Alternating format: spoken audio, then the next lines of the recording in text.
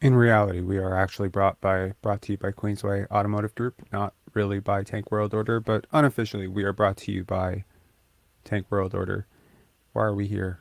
Have we all not had enough? What is this masochism or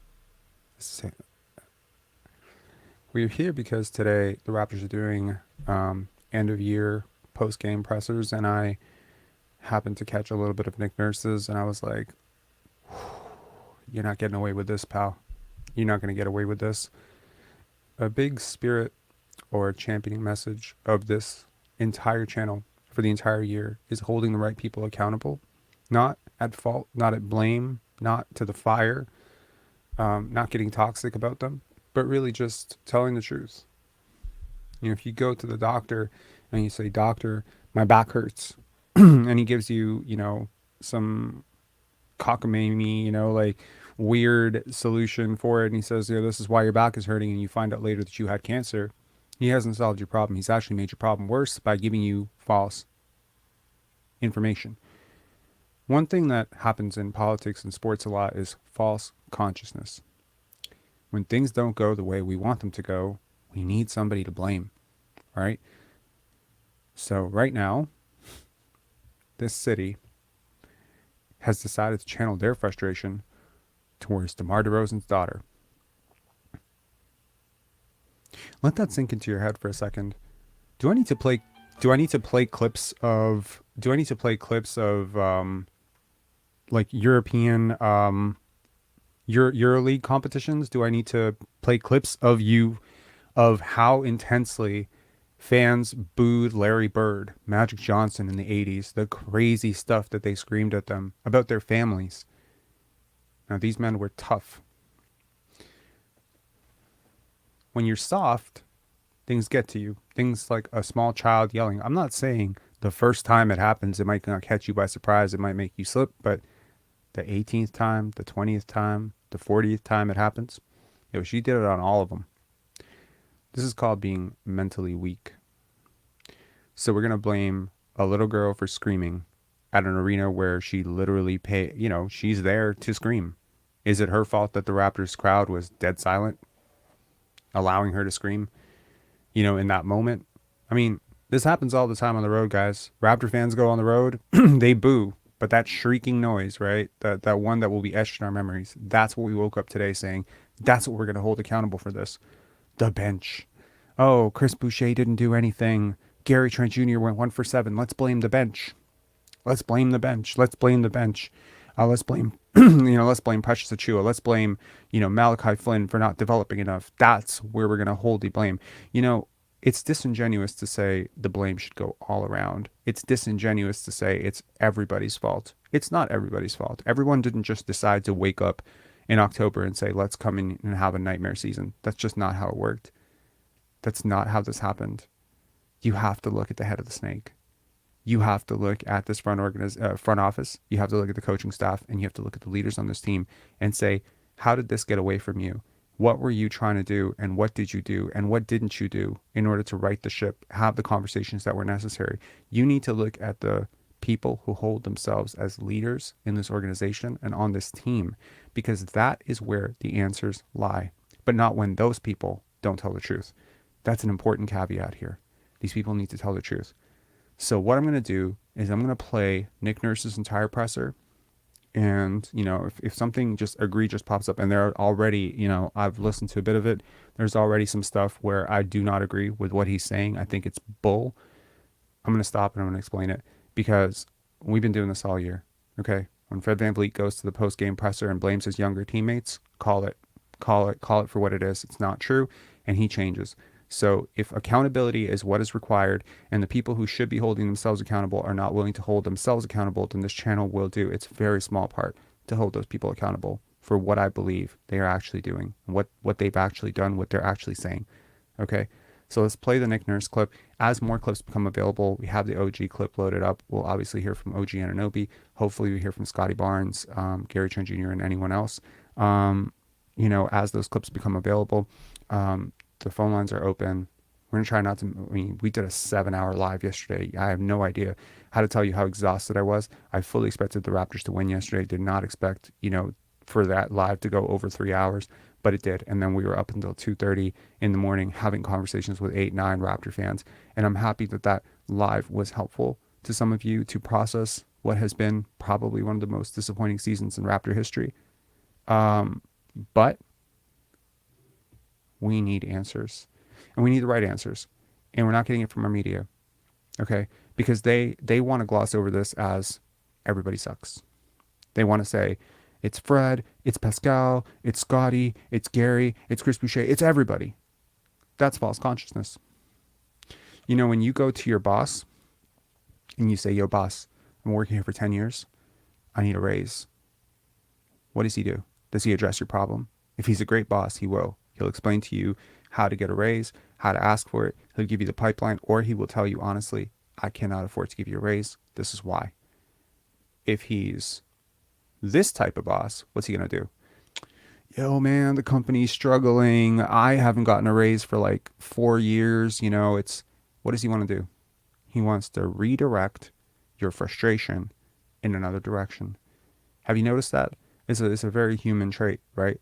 When you are frustrated, what do? You go online, you get angry at stuff, right? It's how it is, right? We don't want to admit what's going on, so we channel, redirect, refocus, avoid. We dodge, okay? Time to stop dodging the elephant in the room. Those people who understand basketball could look at this team any quarter. I'm not talking every quarter. I'm saying any quarter this season. There is some hint of what is wrong with this defense, schematically, philosophically, from a personnel perspective. There's also a great deal wrong with this offense and how players have been used in this offense. And sure, you're going to say, Rob, you were saying Scotty was going to have a really great game. Every time he touched the ball in the first quarter, he made a play that should have resulted in in 2 points or an assist for 2 points. He was great. But sometime in the third quarter, it was like, it's not going to come his way. Yes, he should have attacked DeMar DeRozan in the fourth quarter more than he did. But I'm sorry, you're not holding a 21-year-old accountable for that game. I don't think it's on him at all. I really don't. I don't think it's on OG Anunoby for falling out of focus. Yeah, he could have hit more free throws. There's a lot of blame to go around, and I refuse to let this fan base be channeling their frustration in the wrong direction. You want DeMar's daughter banned from the arena because some mentally fragile people couldn't hit free throws? Are you kidding me? It's crazy. All right, let's listen to Nick Nurse. Any more insights in the last 10 hours? Yeah, not really. I don't think so. I mean, I didn't get a chance to watch it yet. I will at some point. But no, I don't have too much to add there. Again, I think that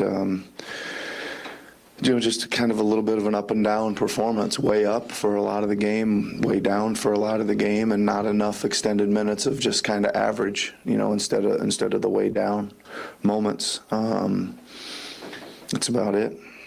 Pascal and Fred were both kind of looking at a few days after the season ends and different perspectives. Pascal was saying that he kind of wants to take some time to clear his mind, and Fred was saying he kind of wants to stew in it a little bit. How do you, as a coach, kind of approach the days after a season, especially at this point? Well, I think, obviously the first thing is I'm going to meet with all the players today, right? So that's where it starts. I mean, we use the word evaluate a lot, right? And that's going to be starting today with the guys. And I think, each one of them has their own story that we'll go back through and talk about and then just start planning for the next step. And like you already said, there's 2 different guys. With those 2 guys, there'll be some other different ideas. I'm sure there's going to be some guys that are going to need physically and mentally a little break. And then there'll be some other guys that'll probably be really hungry to get in the gym and start getting ready to go, and improving themselves. And so that's where it starts, each individual meeting. The core this year was so similar, and then you bring gas to that, Why do you think it didn't click in the same way that it clicked last year? Well, I think that, first of all, I think last year, it certainly clicked maybe at a level beyond what we were expecting, maybe. I mean, it was super high level play, really good connectivity on the defensive end, really, especially, from about December 1 on, and then really good from, later on, February 1 on, right? Think that this year we got a little bit disconnected at times, especially defensively, right? I think that talked about that. It just like there was that stretch of games where just like take one aspect of it, take defensive transition. It just really got disconnected, and so we had to really work hard to get that kind of back connected again. And I think the guys did a good job of that. Like you mentioned this before, but there was a stretch there, January, February, et cetera, that it was the workload was heavy. Practices were hard, film sessions were long, like we were really, really grinding to get those guys back together. And I think we did that a lot of times there late in the season, just not quite enough. You talk about players evaluating themselves. Yep. And what they have to do. How do you evaluate yourself? Yeah, I mean, it's the same. I mean, I know you guys, we talk about this every year at this time, about what am I going to do in the off season to get better, and it's a really important time, always as a coach. I mean, in the 30 plus years that I've done this, I've always just had a goal of trying to improve each year, and then when that year is done, to sit back and look at it and figure out, here's what we really liked, let's keep that. Here's what we need to improve on or not do, and let's either clean some of that up or polish it and move it over to this side of the ledger, right? And I think that's not going to be any different this year. You talked in Philadelphia about needing some time. 10 Yep. years is a long time Yep. for an organization. Have you thought more about that, or how long do you think that process might take you? Well, I think again that is certainly part of the evaluation of everything. Listen, I think that when you ask me what my job is here, my job is to make the best decisions for this organization. I've always believed that from day one, and I still believe that 10 years later, that when you sit back and look at it, all the decisions you make have to be for what's best for the organization, right? Cap. And I think that Bullshit. we got a front office or a president in Masai who passionately wants to win. There's a sense, I don't want to be a linguistics or body language expert or whatever. There's a hint of, like, when we analyze people's vocal patterns for disingenuous tones, the way he said passionately is remotely sarcastic. Just if you need to go back and listen to it again, listen to it again. There's like, he passionately wants, there's a hint of like condescension there. There is. For sure. And we got a head coach who passionately wants to win, right? That's why we've always been on the same page and have a great level of communication. Like, Also, our goals Cap. are to win here, and that takes some evaluation on all fronts. That's all. Yep. When it comes to the defensive schemes that you guys ran last year and kind of trying to master the turnover battle, Yep. possession battle, there were a couple teams that tried to emulate both the possession battle and some of the things that you guys did defensively. Is it possible that some of what worked last year became less of an advantage this year because of that? Well, I think This comment right here. that maybe not just the defensive schemes, but maybe in totality a little more. I think that a couple things changed, but one thing that really changed, I think, throughout the league was everybody going to the offensive glass a lot more, right? Like, we were kind of unique and just saying we're just gonna go and and get on the glass like crazy and make offensive rebounding a big priority. And I think almost all the league does that now, just like a year later. So that's one thing that I think changed. And I think, I don't know, I think that we did, some things again at even a higher level this year than we did a year ago, when we thought that was our style and that's what we were trying to play, that best suited our team. And then there was some areas that we didn't do well enough, right? And I mentioned one. I think it was there was a stretch of defensive transition that was just not letting us even get into those schemes, right? You got to get your defense set up, and there was a stretch of that 10 or 15 game stretch in the middle of the season, and go from there. You said you're going to have meetings with players today. Yep. I'm wondering about Delano specifically. Mhm. What was it about his game that maybe didn't get him into the rotation very much this season? What is your message to him for this summer in terms of? He's coming Yeah, back. I mean, I think that Delano is not alone in this category of there's and it's almost already mentioned this, like there's some great flashes of really, really good play, right? And then there's some stretches of some ups and downs. The downs got to be a little more leveled out. Right. And I think, again, it's can you come down and make a play and score, and can you come down and make a shot and then not have a couple turnovers back to back? Like it can't be so extreme, I think, and we need some of that, but we need some of that just to be solid and get us in the offense and not to make something happen, good or bad, every time you have the ball, right? And I think he's showing, like his shooting's coming along. He certainly has a pretty good feel on defense and help side defense and things like that. He's got some vision. He does have some ability to get to the rim some, but that's it. It's. I think you sum that up with just more consistency is probably the word. Yeah, and he's not alone there though, right? You guys had a bunch of free agents. You Yep. got guys who were constantly talking about in trade Yeah. conversations, at least public or Yeah. media-wise, and guys with contract incentives and stuff. How do you think those things played a role in this season? Well, I think that. Good question. I think you can't say it's no factor, right? I think that each year that ticks over with the calendar, things change for a lot of people personally, right? But you also understand that it's probably going to be that way.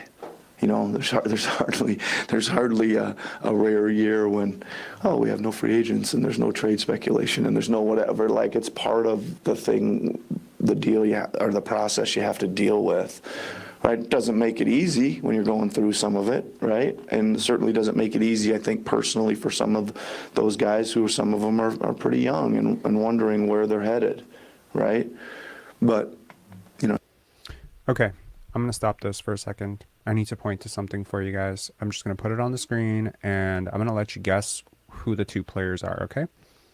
So if you understand advanced analytics even a little bit, this is not going to be difficult, and this is going to be a big pin drop moment for someone out there. Okay, I hope you guys can see this. I apologize if it's a little bit hard to see, but look at these two numbers. Who do you think these two players are? Okay, so the first one is per 100 possessions. All right, we have a 25 points, 8 rebounds, 6 assists, 2.5 steals, 2.5 blocks, 3.2 turnovers. Right, that above player is at an 11.4 turnover percentage at 24% usage. That's pretty decent, I would say. 0.6 box plus minus, defensive box plus minus. That's pretty decent. It's a .392 3-point attempt rate is really decent. Okay. Now, can you please let me know in the comments who you think player A and player B are? Please, I'm not going to move the chat along until you guys guess.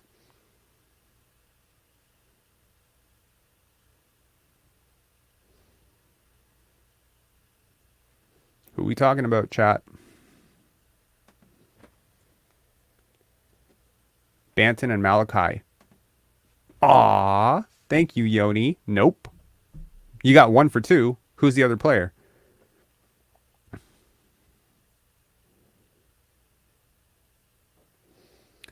Trent and Siakam. Nope. Nope. Fred and Scotty. Nope. Hello. And you have a fucking answer. Thank you, spooky ghostwriter. The player on the top is Delano Banton. Okay? The player on the bottom is Fred VanVleet. I want you to look at these numbers from the position of per 100 possessions. And please understand, of course, I am not saying that Delano Banton is better than Fred VanVleet. Okay? I'm not saying that. I am, however, saying that he does a lot of things better than Fred VanVleet, including shooting from 2. Okay? He takes a lot of threes, a lot more than you expected from him last year. I mean, shoot. Yeah, he's shooting 29%, but his attempts were up like crazy. He shot better from the field. Where's his true shooting percentage at? Hang on. True shooting percentage is a little bit worse. Okay. Better rebounder. Right? But this concept of you can't just come down and turn the ball over. Man, if you heard this without looking at the numbers, you would think Delano Banton is like a turnover machine. He's not. 11.4? Yo, I'm comparing him to one of the least turnover-prone guards in the NBA in Fred VanVleet at 10.2. You tell me the gap between 10.2 and 11.4 is so great that Delano Banton couldn't have gotten minutes this year? Are you kidding me? Sorry.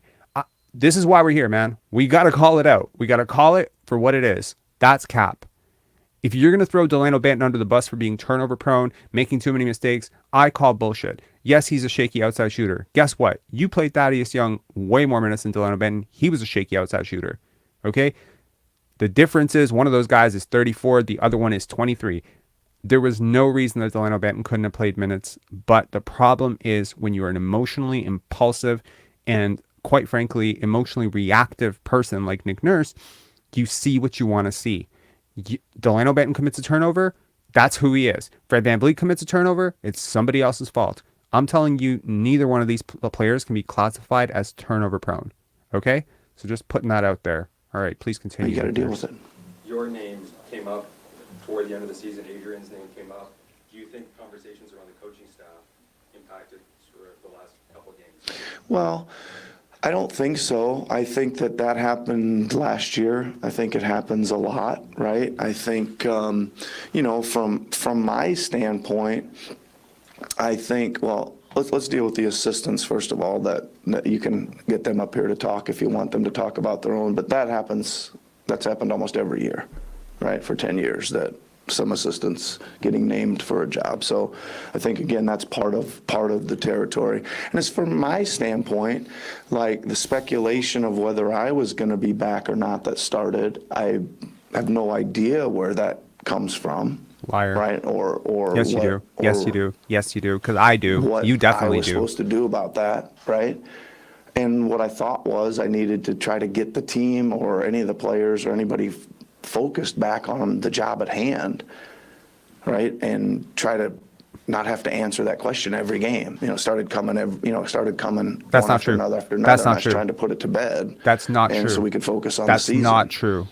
Again, You're it's lying. part of it, right? That's not I mean, true. I think it's part of it. That's not true. There's lots of teams that go through that, and Sorry, it's so frustrating. you got to handle it the way you best see fit, and that's what I tried to do. Do you think that backfired? No, Because, you kind of opened the door to all the questions. I did, or you guys did. On Friday, after Friday in Philadelphia, Yeah. when you brought it up like that, it opened the door to a lot of this stuff. I'm just wondering if, do you regret that? Not at all. I mean, I think the door got opened weeks before, right? Yeah. Because anyone, I don't think anyone here asked you specifically about your future. And, Well, was it being reported or not being reported? My future. there was one story, as far as I know. And, I don't know if that subject had ever been raised prior to that. And I think that instance in Philly, I think it was a pretty general question. Like, I know the person who asked it, I asked them about it. Mm-hmm. So, and I think the way you answered it was, I don't know if confusing is the right word, but it kind of allowed some interpretations in terms of, being here for a long time. Mm-hmm. Just say I made a mistake, man. Just say I spoke at a turn and just be done with it. My stance on my relationship with the front office is what I just said earlier. Like, Masai really wants to win. I really want to win. We're driving to try to figure out how to get back to a championship level, right? I think, again, our communication is open and honest with each other. I think that's all that I can say there. Like, I, again, don't have a whole lot of uncomfortable days working here with him, right? Even though when, you know, we all want better results. He wants them, I want them, especially from this season. That's it, yeah. I mean, just to follow this, are you as convinced that this is an environment you can reach your goals as a coach? Listen, I love it here, right? I love it here, and we've built a really strong culture, right? We've got, again, that's what he's doing, to Bobby's doing, that's what I'm doing. We got to all evaluate how we can get that culture back to where we need it and get back to, you know, being a playoff team first and foremost, and then getting to a level of winning it all. That's what we want to do. That's what we get up and go to work for the last 10 years, both him and I, for 10 years. Dick, throughout your career, you've obviously coached in a number of different places in the world, different number of organizations. Was the kind of setup that you've had here over the past 10 years, was that kind of what you were always striving for an organization where you had some longevity? Well, I think that, yeah, you know, I took a unconventional route, obviously, to get here, right? And I already said this already, but I'll say it again. I was always just trying to improve at my craft and do better at my job. And that led me to a lot of short stints in a lot of places. And I went to a couple places where I thought that would help me do that, right? So Bet on yourself, baby. But, you know, from looking at this, you know, what do you want to do? Well, what we want to do is we want to build a culture. We want to go out there and play really hard. We want our players to get better. We want our players to have success. We want our organization to have success. And I think, you know, that's what we strive for. With a season like this, where it doesn't go according to plan and there is some disappointment throughout, have you gotten the sense over the last few weeks and months that everybody in the organization is taking a level of accountability for their part in what's gone wrong, from players to coaches to management? I think so, yeah.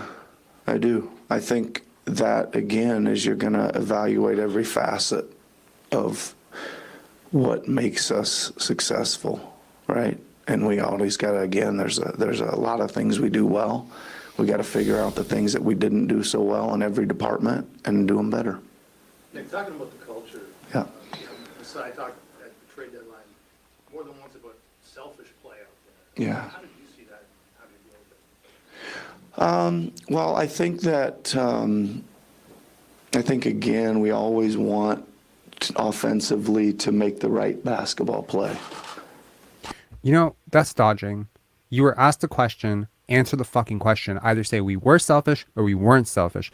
Just don't say these platitudes. I'm sorry. I'm not trying to do the whole outrage thing, but it is so insanely frustrating to hear someone ask a point blank question. How do I go west? Well, what is the nature of directions anyway? I guess we're all trying to go somewhere. Shut up and tell me how to go west. Okay, calm down. Sorry, I'm not trying to do the outrage thing. I'm not trying to be mad about this. There's a nice way to say this. How do I say this?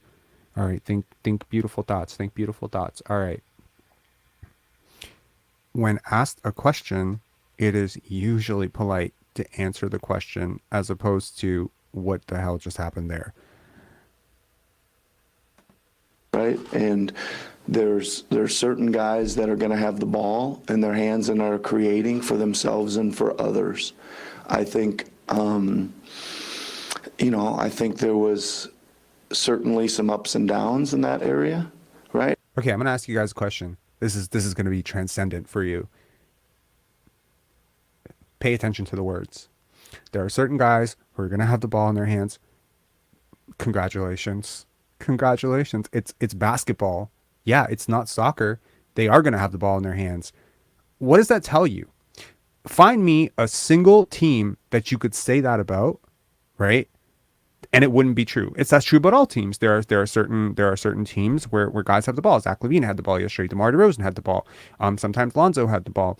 Yesterday we watched Shai Gilgeous-Alexander. He had the ball, but the ball didn't stick. That's the question being asked, right? This to me is so frustrating. Wow, I'm trying to keep it. I'm trying to keep it cool because I'm trying to be an adult and not a raging child on the internet. But like, yo, this question, it burns such a nerve with me because this team has been selfish. It has been selfish. Your GM, who you're apparently on really good terms with, he addressed it 3 months ago, and you still can't say it. You can't say it. You can't say it because, and you're gonna see how Fred VanVleet addressed it because I already my friend was at the presser, so he told me what he said, but like, they all know that the minute you acknowledge this team has been selfish, everyone knows who you're talking about, so they can't even address it because it is critique of that player. That's so funny to me. I think that it improved a lot as the season went on. I think didn't. Guys, I think we're always trying to expand roles and give guys a chance to improve and get better. What guys? See, now you're capping. Now you're capping like crazy. You have stifled your bench growth. Okay, I'm going to post something on the screen again for you, okay? I want to show you, so I showed you earlier, Delano Banton versus Fred VanVleet. Now take a look at Jeff Doughton versus Fred VanVleet. Just take a look at this, okay? You want to talk about turnover percentage. Now I understand his usage is way lower. Jeff Doughton is one of the lowest turnover players in the league. Him and Gary Trent Jr. are two of the most like careful with the ball players. And for Jeff, he initiates the offense a lot. He just gets off the ball really quickly. His 10.9% usage is amazing. His 0.9 defensive box plus minus, and some people are kind of out on that stat, but I totally believe it. Trust me, I've studied tons of Jeff Doughton, tape. He was good for you, man. He was really good for you. He played 25 games. He was good for you. Okay? And I mean, he shot reasonably well from the field. I mean, he shot better than Fred VanVleet from the field. He shot nearly 44%. He struggled at the line for sure. I mean, I think he initiated the offense pretty well. Again, this concept of like, we trying to give guys roles, it's like, but you're not giving guys expanded roles. Everyone becomes a screener for Freddie. How's that expanding their role? I mean, you basically doubled down on the whole Scotty at center experiment because it helped Fred. You got Scotty off the ball because it helped Fred. Everything was about Fred. Everything that this offense did was to help Fred get paid. And I want that addressed. I want a question asked like legitimately to him right now. And I know it's never going to happen because you lose your media pass if you ask that question. But the question that needs to be asked right now is, how much is Fred paying you to hijack this offense for him? Because there's no way in hell that you're 30. I mean, am I lying? Yo, did he not make this team or did he make this team? He made this team, right? This is the guy you built your offense around. You look at last night's performance and everyone's gonna look at the gaudy stats. Look at the shots he actually made. They were actually in the rhythm of the offense. Post touch, paint touch, out. Nobody said he couldn't do that. Nobody said he couldn't move off a screen. It's all those aggressive bet on yourself type shots of, clock, boom, hoist the three, don't trust your teammates, freeze out your teammates, attack the paint with like a long defender on you, throw a Hail Mary at the basket. It's all those shots that missed. And it's like, bro, you're a role player. You're not a star. You made an all-star team. Congratulations. So did Jamal McGlure. So did Theo Ratliff. A lot of role players have made all-star teams before, and they never make it again. I told you guys last year, he's never making another all-star team again, and I guarantee you that is true. Now, I'm just saying, if you just hit those shots, look across the league. Look at a guy like Isaiah Joe. He's a guy who just comes off the bench and hits a bunch of shots. Look at a guy like Max Strus. Gabe Vincent. Like this is the criteria. This is the role. This is the Fred VanVleet role. A Spencer Dinwiddie, okay, probably a little bit more expanded offensively than Fred VanVleet, but guys like that, right? 2 years ago, Jalen Brunson, just a gunner. It's very common for these guys to have a 6 for 7 night.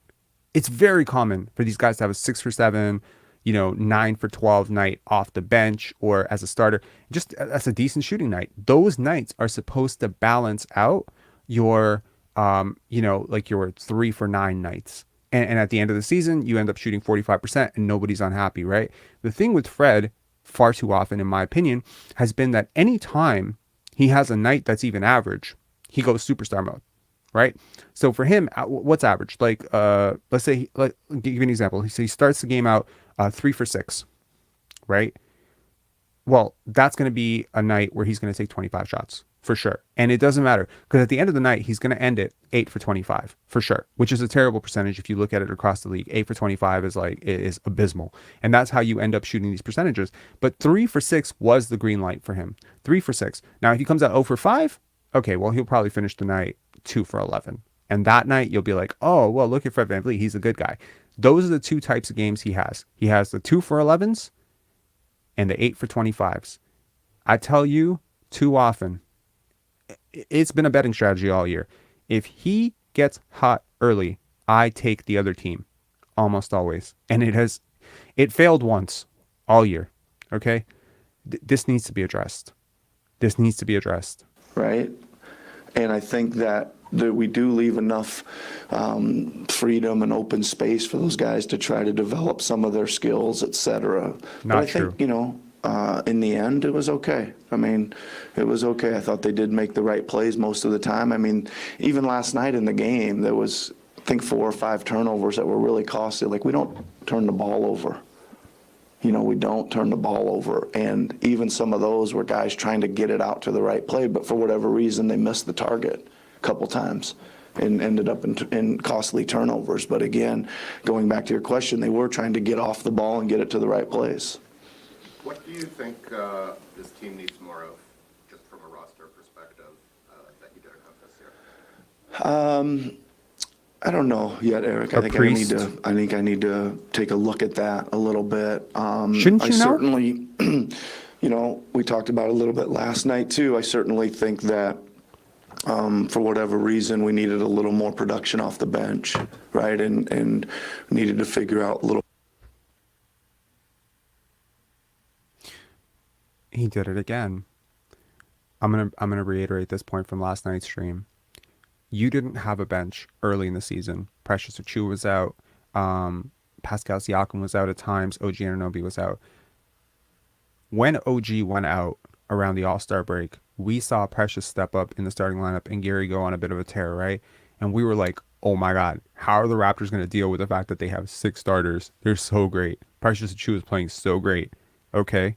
All right. So now you trade for Jakob Poetle, so not only do you have 6 starters, now you have 7 starters. Find me a team in the league that 2 things can be true, right? Find me a team in the league where you could look at that team and say they have 7 starters and they have a bad bench. That's on you, coach. Don't cap. A little bit better roles for some of those guys, or get them, just playing a little bit better individually, right? So but that's something we're going that's to where it need to comes look from at as well, because again. Almost circling back to the Delano question, there's certainly some nights where some of those guys could perform at a high level, right? And stretching that out and the consistency and fitting it in with the other group or finding a group or whatever, which we're always talking about going forward, I think is one thing. One more about you and Sai. The conversations you said were open. Did you find yourself disagreeing more this year? And if so, is that Not really. act of losing No, more than you not really. I think we again, the discussions are solid and they're open and he asking me about things and I'm asking him about things, right? And I think. Okay, another thing to point to, when you nod your head all the time as you are positively affirming something, it is actually your body letting everybody know that you're lying. There's so many things that clue you into lying, and I know this is going to sound kooky to some people and be like, Rob, stop psychoanalyzing, and but I think it's important for you to realize this gesture. Let me ask you a question. When you were a kid, right, and you ate cookies that you weren't supposed to eat, basically that's what this is, right? Like when you ate cookies that you were not supposed to eat, you got defensive. This entire thing, this is a self-soothing. People who have nothing to hide, people who are honest and straightforward, they stand with their palms open. like you'll see OG Anunoby or Scotty Barnes or whatever. Like, I mean, if it's cold or something, but typically people who are telling you the truth don't have such defensive body language. He's come for war here. This is all self-soothing. This is all emotional regulation. Okay? So when you are trying to tell, I didn't, wait, hold on. Let me try to do this. I really like you. You know, like your head is shaking no. Like they have done criminal investigations this way. So this is no, I don't think this is pseudo analysis at all. This is proven. This is scientifically proven that your body gives out, like when you, people don't like lying. First of all, nobody who lies is comfortable lying. Well, most people who lie aren't comfortable lying. So your body will subconsciously, you know, let out certain tics because lying is uncomfortable. You stand in front of the world and tell people that your team's not selfish. Your body is literally going to deny that, whether you realize, and it's totally subconscious. It's totally like sometimes people move their hands. They're not consciously moving their hands. It happens, right? Like right now I'm consciously moving my hands to make a point, but okay, what, yeah, you always have like weird takes, but okay, then let us know what you think. If you know more, by all means, like tell me what you think I have wrong here, because I am not a psychologist, but I have read a lot about this in terms of defensive body language, and I gotta be honest, like I find that I have a sufficient knowledge on this, but if you have better knowledge, bring it on. Thank you. I will definitely share I will share a book list at some point this summer in terms of required reading, just for a lot of things in life. Um, to be honest, a lot of it is textbook stuff. But yeah.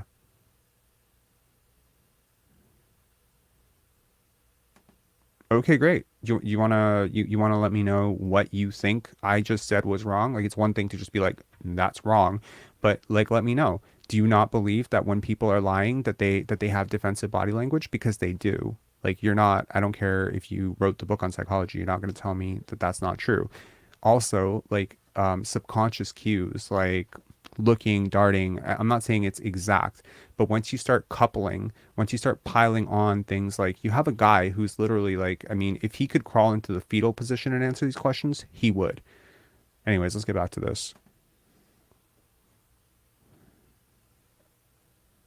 You know, obviously the first thing is I'm going to meet with all the players today, right? So that we lost our place. are we getting to great spacing? Are we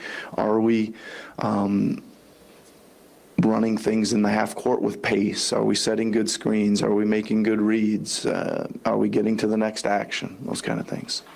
You talked about wanting to find more production off the bench. We saw this season Precious and Gary both had good moments with the starting lineup, but then struggled to go back to the bench. Why do you think that was, and sort of how do you get them to find comfort in those roles and be able to produce like they do when they start? Yeah, I mean, I think it's something that we've seen over the years as well. You know, I think who else is in there? Norman is a guy that used to have some great moments starting, and then, you know, whatever. And it's being able, and that's the hard part about it, is being able to go out there and perform at a high level in whatever role that it's required from the team at that point. And that just takes a little experience. Last couple questions, please. We'll just get to meetings. I want to ask about Fred as well. Yeah. On the season, he's been below his average. He's shooting about 39%, 34 from three. Do you feel like it was a case of sort of just like the shot wasn't falling for him, or do you feel like at times it was also shot selection that sort of influenced those numbers? Well, I just think that, and I probably have to go back and look at this, he just really had a stretch of games where he just almost was in a slump, right? There was a long stretch of games where he was having a... I just want to clarify, the slump that he's referring to lasted from January 1st, 2022 till like December 17th or 18th, 2022. It was a year. It's not it was like a couple of games or a week. No, it was a year. It was like a year of shooting 29%. Go check it. Go check the numbers. He shot way better after the new year turned, but through all of 2022, he was abysmal, and his shot selection has been bad for 4 years. So this is not an unlucky stretch of games. This is literally a year of bad shooting. So call an ace, Mr. Nick Nurse. Yo, why does it keep going back? Sorry, I apologize. Been below his average, he's shooting about 39%, 34 from three. Do you feel like it was a case of sort of just like the shot wasn't falling for him, or do you feel like at times it was also shot selection that sort of influenced those numbers? Well, I just think that, and I probably have to go back and look at this, he just really had a stretch of games where he just almost was in a slump. Right, there was a long stretch of games where he was having a bunch of really low shooting, uncharacteristically low shooting nights for him. And then I thought he got out of it, and got back to kind of himself. Is there a central feeling that this season leaves you with? I know it's very early, but Yeah. when you think back across all 83 games, is there a central feeling? Well, I mean, certainly it was a difficult season, right? I think that with what the team accomplished last year and 48 wins, you always want to take a step forward there, and we never really got to take a step forward. And then on the other hand, I said this a few times, there were some challenges. There was quite a few challenges, and I think the guys hung in there and kept. They were responsive, they were attentive. Like how he talks about Fred VanVleet's shooting slump and then getting back to himself. I just want to quickly flash. This is entire career Fred VanVleet numbers. Okay. So take a look at the effective field goal percentage and tell me how different this was from who he's pretty much been his entire career.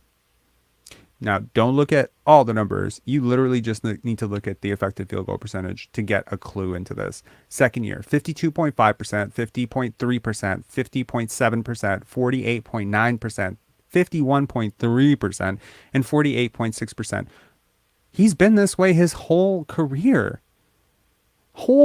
This is not like a Siakam thing where, when he was second option, it was like really efficient. And now when he's first option, he's not so efficient. No, this is not like Siakam. This has been consistent off the bench, in the starting lineup, playing shooting guard, playing point guard. He's been pretty much the same dude in terms of efficiency because his shot diet sucks. I don't care what the shot quality metrics say about his shot quality. And fine, he takes a lot of threes and that's awesome. And he takes layups and whatever. But that's what analytics fail to measure, is who is taking those layups. And I apologize, but look at these numbers. These numbers, this is not like, it's like Chris Paul. He shot 52% from the field, and then he had a one season where it was like, oh my God, he was 42%. It was like a massive, no, man, like look at the statistical outlier. This is not an outlier season for Fred VanVleet. This is who he is. So please stop talking like this, because if you're a fan who doesn't look at the numbers closely, you're going to walk away from this thinking, Freddie just had a cold stretch. Freddie didn't have a cold stretch. His whole life is a cold stretch. That's just not true, man. They worked hard.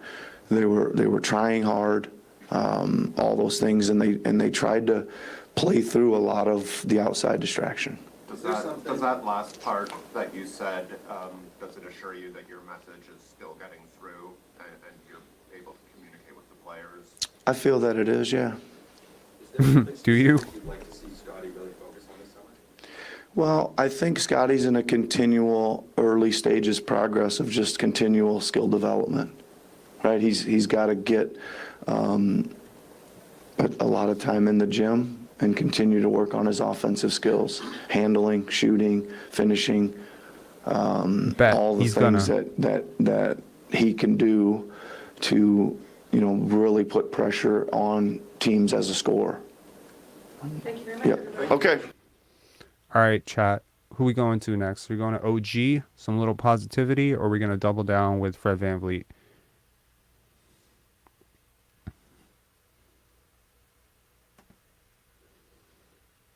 Y'all want Fred VanVleet? Okay. Hotbox Aviation, we got you. I know it's probably late, or it's getting later in Germany, but let's get to Fred VanVleet. All right. think it's the right timing. It's pretty still in the moment. It's a tough one. Obviously, tough way to go out. So take a couple days, couple weeks. I don't think there's much rush to jump into a decision one way or another. I know we're very dramatic around here, so sorry to ruin that for you, Eric. But That's so yeah, sarcastic. it'll take some time. Sorry, and No, just for appreciate it. context, that question was asked whether he's going to opt in or not. So that was asked before the recording started. Do you have you decided whether you're going to opt in or out? And he decides to brush it off with his sarcastic. I know we're very dramatic around here. Like, no, bro, we're not dramatic. We're not dramatic. That's a really fair question to ask. And I think Eric even mentioned he was joking, but Being so similar between last year and this year, can you put your finger on why it clicked so well last year and for the most part it just didn't this year? Yeah, I mean, it's tough to say. I think, it was new. It was new the first time around. I think there was no expectations or low expectations. I think we just kind of went with the flow. I think teams also had a year to prepare for us and how we play. I think that we started slow, way too slow, and once we picked it up, we were already, 4, 5, 6 games under 500.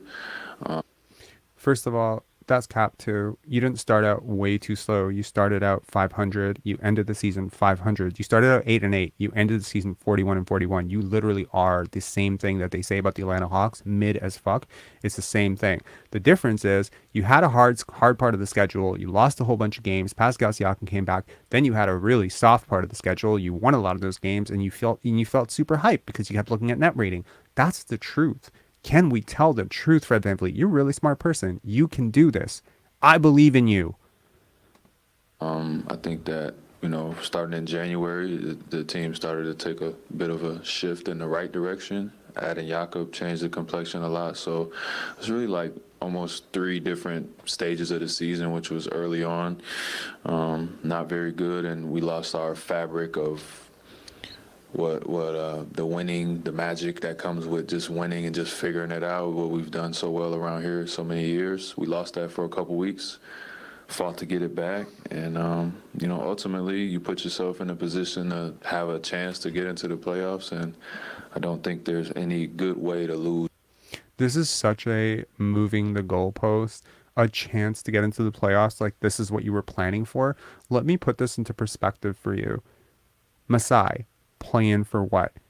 Everybody in this fan base, we don't want to play in. Fred VanVleet, at the time of the Jakob trade, we're gunning for 6th. Go research it.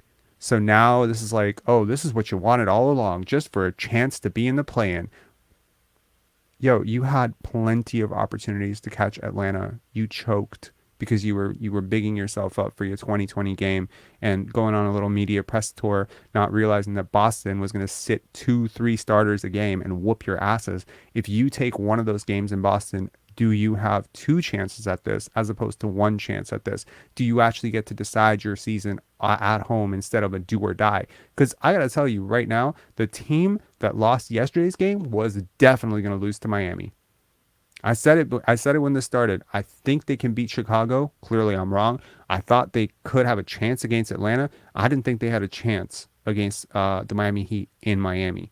And, yeah, this is moving the goalpost for sure, Fred. It was a playing game, and certainly, the way we did it was a head scratcher. So, it's a tough season. How much do you think that the team's sort of catching on to what you guys are doing? How much of that was a factor this year? Just they're prepared. Time to throw Nick Nurse under the bench. I mean, some. You still got to go out and play the game. That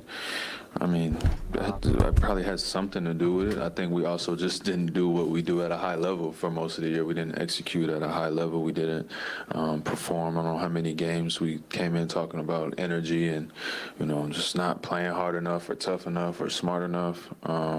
So there's a lot of things that we could have done better, obviously, you know, in hindsight. But when you're in the moment, it's just funky like that sometimes. And, all in all, like I said, I think a disappointing season from our standards and where we want to be and just the tradition that we've built here.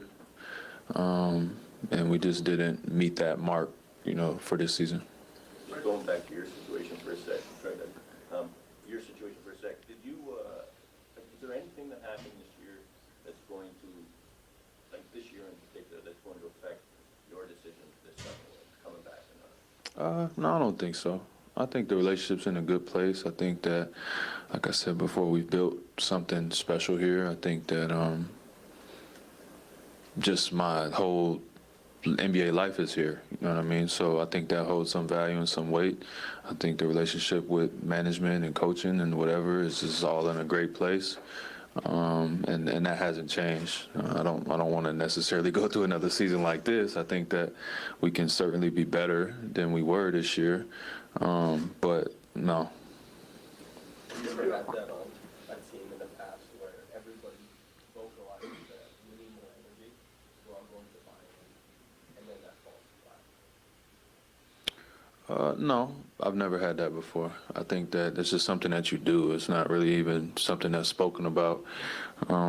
There's the old rule is that you don't have to coach, you know, energy and effort, right? You just got to bring that. So whatever the reason is, trust me, if I had the answer, we would have fixed it a long time ago. But it was just one of those things sometimes where just some nights we didn't have it. So, again, where we finished, 41. So I don't know where you guys had us, you know, on a win column before the season. I certainly had it higher than 41, but I think everybody in this room can count, you know, probably up to 10 games that we certainly should have won and could have won. So, you know, you take half of that, right? And I think 48 probably got you in the top 6 maybe this year, somewhere in there, which we ended up last season. So the margin is very small, and I think we usually end up on the other side of that line, but this year we're probably just right under where we needed to be. Brenda, at the end of the year, you guys, you got back together as a team and played for each other. Did it get a little bit off the rails early in the year? Did that, the chemistry get a little bit out of whack early in the year? Might have led to that slow first year? I wouldn't use chemistry, Doug, just because I'm really not trying to be a part of any, you know, scandalous headlines here, but I would say that You will be. Trust me, you will be. I would say that we tried a lot of different things, right? So we tried a lot of different things this year, offensively, defensively. We tried, you know, focusing on different guys and featuring different guys. We tried to play a different way. We tried a lot of things, and we were experimenting a lot. Yo, this comment. And, you know, sometimes it goes Great. good, and sometimes it doesn't work. And I think that a lot of things that we explored this year didn't bear a lot of fruit, you know, so to speak, in the win column. But I think there was a ton of valuable experience that we all have to be able to take out of these situations and learn from. Did you try too many to get in the win, to make them count in the win column? No, I just think that when you win, everything works, and when you lose, then it was a bad idea. It was a terrible idea, and the players, you know, stink, and now everybody's questioning coach, and, you know, like, that's how it goes, right? When you win, you're perfect, and everybody's a genius. You've never been perfect, when you bro. lose more than everybody thinks you should, then you have to find somebody to blame, and that everything went wrong, and what is wrong with this team, and I just can't understand it. And, you know, that's the way it goes, and which is why you gotta want to be a winner. Sometimes there is, sometimes there's That's no not why blame. you got to be a winner. A function of reality. Yeah. Reality seems to be, it didn't work for a good chunk of this season. I'm just wondering if there's a why. I'm sure there is a why. I'm really not sure of what the why was, so to speak. I think that's more probably a conversation internally and trying to come up with an answer than me and you sitting here. But yeah, I'll have no problem dealing in facts, Doug. And I think that, you know, whatever the reason was, whether you could point in any which direction, that's just the nature of it when you lose more than what you want to, right? Was I to blame? Was coach to blame? Was Pascal to blame? You blame the roster? Do you want to blame management? Like, you can blame whoever you want. Thank you I for think keeping Scotty's internally, name out of your for mouth. the people who wear the jersey and the people in the locker room, the people who are proud to be a part of this organization, then we get together and we try to figure out what it was internally, and then we go from there. Other than that, the rest is just noise and for the fans and you guys to figure it out. You know what I mean? On the inside, we got work to do. Brad, when it comes to You know, you got to admire the arrogance and the lack of humility here to basically sit there and say, nothing's wrong. This is amazing. This is such a political move. This comment right here by JC, congratulations. Exactly. This is exactly it. I have spent an unfortunate amount of time in my life listening to presidential campaigns, political party lines, etc. Politics drive me absolutely off the wall. If you can't tell everything about me, not political, okay? Don't like politics, but I understand they're a part of sports. This is a great PR move.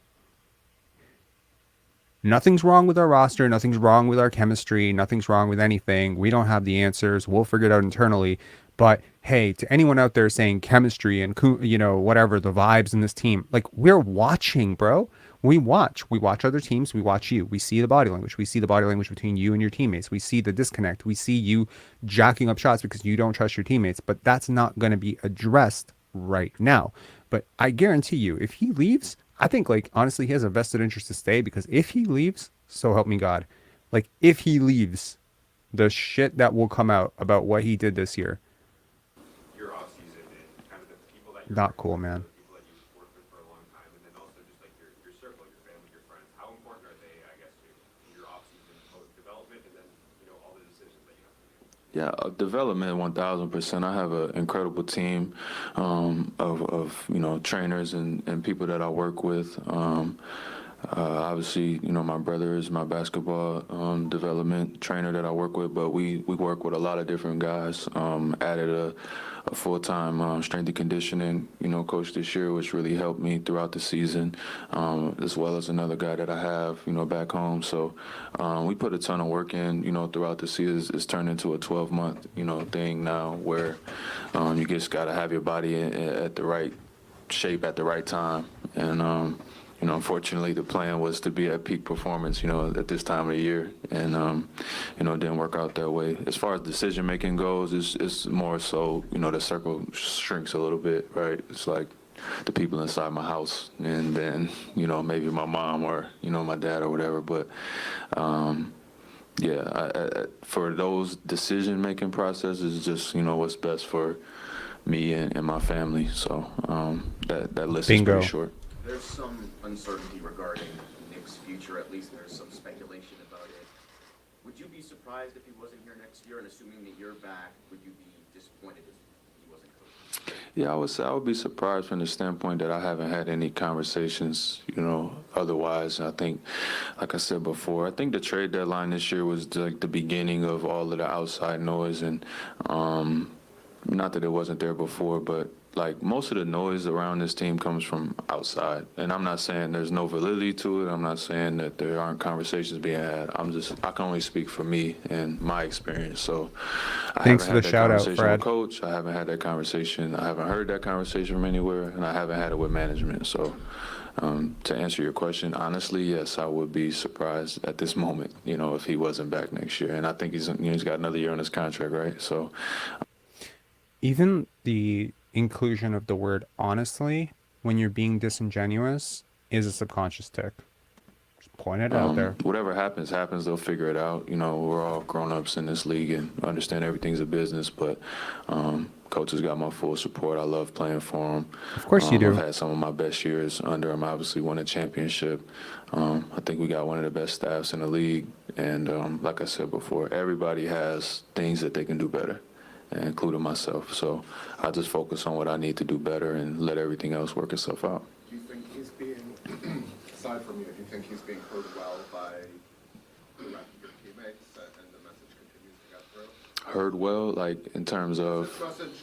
Is this message getting through consistently with the majority of the roster? I think so. Again, I really don't know how you gauge that. Like, You know what I mean? Like, I think so, honestly. I'm not trying to be a jerk. I really I think so. I think also, like I said to Doug, like, how do you gauge that?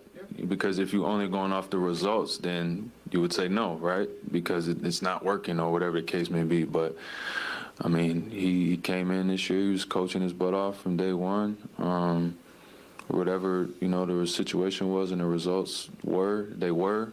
We all got to live with that. So I know when I don't play well, you know, we lose. I don't sleep. I didn't sleep last night. I'm sure he didn't sleep last night. Like, we're all in this together. And, you know, until that changes, you know, I'm always going to have everybody's backs that's in that locker room with us. Fred, when looking at the identity of this organization over the years, one of the things that people probably say is that generally the team, you know, the whole is greater than some of its parts. With an offense that's generally so isolated, do you think that's possible? Yeah, but I also think that we are an offense that takes what we can get at times too. And so with the roster, I know for the majority of the time, without a five, that almost forces the defense to switch 1 through 5, right? And so there's a lot of ways you can get better at playing against switches, but sometimes you just got to beat your guy. And if you beat your guy enough to win, then it's great offense. And if you don't, then it's not, right? That's not great offense. The basketball convo is so intricate and, you know, it's so detailed that it's hard to say one way or another. I think that the ball movement and just getting everybody involved, I think it developed and got better throughout the season. We're going to Scotty Barnes next. But I don't know if we make a couple more buckets last night in ISO situations. I don't have to answer that question today. No, what I you would mean? still have And to that's answer just that the way question. that it goes sometimes. So, yes, I think that it can work. I think that the offense needs some work for sure. The defense needs work. Like, we all need work. We need to get better individually. We need to get better as a group. Oh, we just now need to get better. preaching we. Okay. When Cy was here, he referenced, you know, Bullshit. that kind of thing, which we haven't really heard much here at all. And, you know, looking back, like, what kind of, if you agree with that, like, what kind of happened in that sort of 6-week period? You know, when things really seemed to kind of go south, and what prompted people not playing on the road at the same time as needed? It's hard to pinpoint that. I mean, again, I didn't really see it that way, but he saw it that way, and I certainly respect his vision and where he's sitting. He didn't make it up. You know, he didn't make it out of thin air. He said it for a reason. It definitely caught our attention and opened everybody's eyes. And Just to anyone who didn't hear that question, that was the question about Masai Ujiri calling the team selfish and how Fred VanVleet felt about it. I think they're asking him this question specifically. I'm hoping they're going to ask Scotty about this as well and probably get a more honest answer. Just a heads up, Fred VanVleet has 15 minutes left on his little political tour. I desperately just want to cut it short. I do want to, but I do feel like it's fair to just let him talk. Just in case, you know, he assassinates himself any more than he already has. But we will get to Scotty Barnes next and then OG Anunoby. So hopefully we can end this on a good note with some honest reflection on this team instead I of think, political bullshit, whatever you this know, is. as some of the games go, and it feels like there's a moment there to try to win, and then, you know, you tend to try to do it yourself, or you're worrying about yourself, or whatever the case may be. It's just, you know, self-preservation. It's human nature, right? So I think people, you know, just tend to focus on self. But all of that, whether that's a result of losing or that's the reason why you're losing, you know, something that was addressed, and I think that it definitely got better once he called it out. It did not actually get better. One of those low points in the season, you said that this is the biggest challenge you've had as a league. What have you learned about yourself as a leader this season, and kind of like as the league changes, what have you had to change? Yeah, I think the biggest thing I learned, that was your first question, right? I think the biggest thing I learned this year is just that I just got to be myself. And That's what you learned? You know, there's a lot of responsibility that comes with the position that I'm in. But And you're not so you supposed to be explore in that different position. avenues and you try to find different ways to connect, whether it's connecting the guys or whether it's finding different results on the court. So I tried a lot of different things, like I said. But I think just got to be myself and let everything, fall where it is instead of trying to, be perfect and please everybody all the time. You please only yourself. You're not supposed to be the leader of a team, but you could be like the spiritual leader, like in a Rudy, like in the football game sort of way. Like you could be like that little guy who like comes off the bench and everyone's like, "Yay, look, he plays basketball. It's great."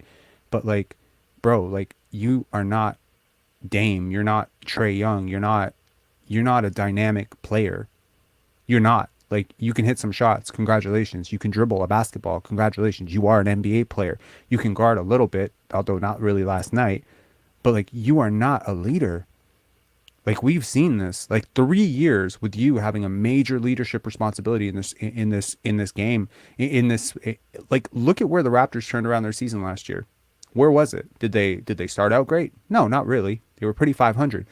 Where they turned it around was when Scotty starting at point, where this guy was taking games off for injury. Last year in the playoffs, 0-3 with him, goes out, boom, we come back, make it a 6-game stretch. I've seen far too often that this team has played really connected basketball without him. He's like those people, when they're in the room and everyone's really uncomfortable and they kind of wear on you and they're really annoying and they kind of disrupt the vibes and then that person leaves and everyone just feels like 25% lighter. That's him. I'm always going to lead by example. I'm always going to play as hard as I can. I'm going to try to guard my guy as best I can. I'm going to try to play the right way. I think that goes without saying. You're but not playing the right way. I develop more, relationships, obviously, as you spend more time with guys. So, I think I don't know if anybody has been characterized as being a great leader on a losing team or a bad team. I haven't really focused on that part. I always look at the winners, right? And we got to get back on that side of things, and I think everything else will take care of itself. And the second part of that question is just like the league is getting younger, more money, more media, more outside noise. How does that change your approach inside the locker room? The league is changing pretty fast. Yeah, it changes everything. I mean, it changes everything about the whole NBA. Like, usually you get to a point where you are on, 15 maybe years, you get ready to retire and you don't recognize the league anymore. Everything's changed. I'm only year 7 and I feel like I'm on year 17. Like, so much has changed in so much time. In so little time. No wonder he so much vibes has with the changed, coaches. and I think we're in one of the most rapidly changing eras of our game. So you got to be adaptable. You got to have an open mind. And, Really? you got to continue to just I think if you put the team first and you focus on winning, No. hopefully you will gravitate and kind of attract other people that are on that same page and put winning first, and everything else will kind of take care of itself. Bro, that's literally what you didn't do. Earlier, whether it's speculation at the trade deadline or its future. Oh, I'm not trying to be salty, but like, yo, are you kidding me? It calls for some conversations. I don't know if it was a distraction. I don't really deal in distractions. I got You are a a million distraction. distractions. I think you got to show up to work and do your job. I'm not sure how much it took away from some of the other guys. I can't speak to that. We talked about some of the things as a team as they came. But, yeah, you either play through it or you don't. I don't know. I don't really see any of the rumors or any of this stuff having too much effect on our group. I didn't see that personally, but who knows? Did you feel that there's a lot more on you this year? So remember that some random just about your Instagram. Yeah, again, it comes with the territory. Like, I knew what I signed up for. I know I got a pretty good perspective on life. So, No, you don't. Not that every day is perfect, and not that I don't get frustrated, and not that This is his perspective I'm on life. invincible and my feelings don't get hurt, right? But I think I got a pretty good perspective on life, and if this is the worst I got to deal with, I'm doing all right. So, there's not too much complaining you're gonna get from me. Again, learning, right? You got to be able to learn from it. And somebody who was struggling with social media already, this was a little push I needed to, maybe just get rid of it all completely. So, I'm learning and growing and evolving as a basketball player, but also as a man, as well. There is also a lot of early injuries in the season. Of course, you had some lower back spasms and stuff. How much is this kind of off season key in terms of coming into the season next year, healthier, ready to go? How much can you control? Some of that stuff just happens. I think you gotta. It's weird. It's a gamble either way. I think with the way that the season ended for me last year, I wanted to come in, so ready to go that I probably overdid it a little bit. I usually come in and taper it, as we go, and That's what I think you that did. was probably one of the reasons for my slow start and the bad shooting was just that, I was physically ready to go in tip-top shape, but I don't think my body responded that well to it early on. But yeah, I think I ended up almost close around 70 games. A couple of those games were whatever that new COVID that came out this year knocked me out a couple games there in December. But yeah, I thought all in all, my body was in a great place this year, and I have to give credit to the work that we put in and my trainer, Coach Mike. You mentioned being affected by social media a little bit in the past. Your teammate Christian Trey has talked about how the influx of betting has kind of affected the fan and player dynamic. What have you noticed? It's a hot topic right now, obviously. Again, one of those things that's changing. We're gonna, probably not remember a time where that wasn't the case here in a couple of years, or it'll be normal. So, I'm not trying to be insensitive to anybody, but I mean, my rule of online bullying, cyberbullying, is just like put the phone down. You know what I mean? That's how I deal with it, and I'm very sensitive to people who it's not that easy for, that it has a different effect on. I totally understand that, but for me personally, I'm not going to looking for things that hurt me or that I know is there. Now we know, right? So, and it's you got to change your behavior as well, and just keep adapting and trying to adjust to it. But it's something new that's in our league now, and it used to be teenagers and 8-year-olds that were just heartbroken that we lost, that couldn't believe that why I didn't make any shots, and now it's people trying to turn $30 into 30,000. So, you gotta be able to learn and live and adjust to it. In terms of the Just a really fun fact. We are actually on track for $30,000 in ad revenue this year. How did he know? That's good. Good stuff. how you guys played and what you guys have here, you've always been honest of your assessment. You have Yak now, he's a free agent. Mm-hmm. He provided something new. What are the one or two things you think internally or externally you guys really need more of? I think we just got to find another identity, you know what I mean? Whatever that is. And I think that the chaos and the freedom, it worked when it worked. And I think that going forward, just pick what we're going to do. Like, it's not really that complicated. You know what I mean? We lock into how things are going to flow offensively. Obviously we got a ton of talent for the breakdown situations.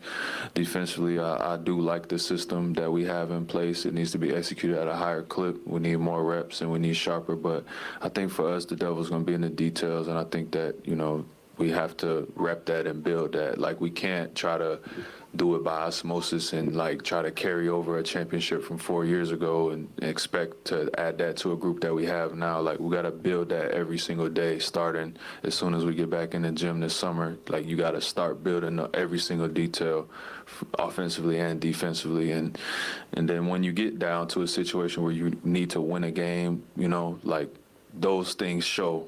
And I think that's, as a group, for the players, that's my focus, is getting our habits back right and our details back right. And I think everything else will fall in place accordingly after that. Fred, as a point guard and a leader, what did you see as Christian's use Oh, he loves this I question. think just as a seeing leader the point game guard. a Just little keep saying bit, it. right? So, I mean, for a guy like him, he's the best place for him to be is going to be ahead of the play. So the more he's ahead of the play and playing on his toes and not guessing, the better, right? I think he has a potential to be an incredible rim protector. Obviously he's got to get stronger, get his legs underneath him, get in shape so he can, I think his strengths is going to be in running the floor and just being mobile and outrunning guys. So the more he can do that, a lot of his work is going to be in his body and his conditioning and strength. But he's a smart guy. He's a great kid. And I think that he can be a really solid player. The social media stuff, right? For him being a rookie, being brought out of the way to talk about that stuff. Yeah, I mean, we just keep it light. It's like bus combos, plane combos. We talk and laugh about it. The stuff that's normal to us is probably mind blowing to you guys. So, again, I didn't put that much into all of that stuff. We're making millions of dollars to play basketball. I don't know if you can be bullied in the DM. I'm just being real. Just block it or what are we doing? It's. Again, I'm not trying to be insensitive. I'm just saying, it is what it is. Fred, two more. The CBA changes could have had an impact on you with some of the contract stuff. How do you see the new CBA changing? What are you happy about? And we got new season tournament coming, some contract changes. What do you think is going to Yeah, I wasn't too crazy about it either way. I didn't feel strongly about any of this stuff. I mean, again, the league is changing. I'm going to keep saying that. The league is changing in a lot of different ways. I thought there was some good stuff added in there in terms of whether, they make room for the vets. They added another two-way. The in-season tournament, I'm sure, will be a hit for the fans. It'll be weird, just like the play-in was weird.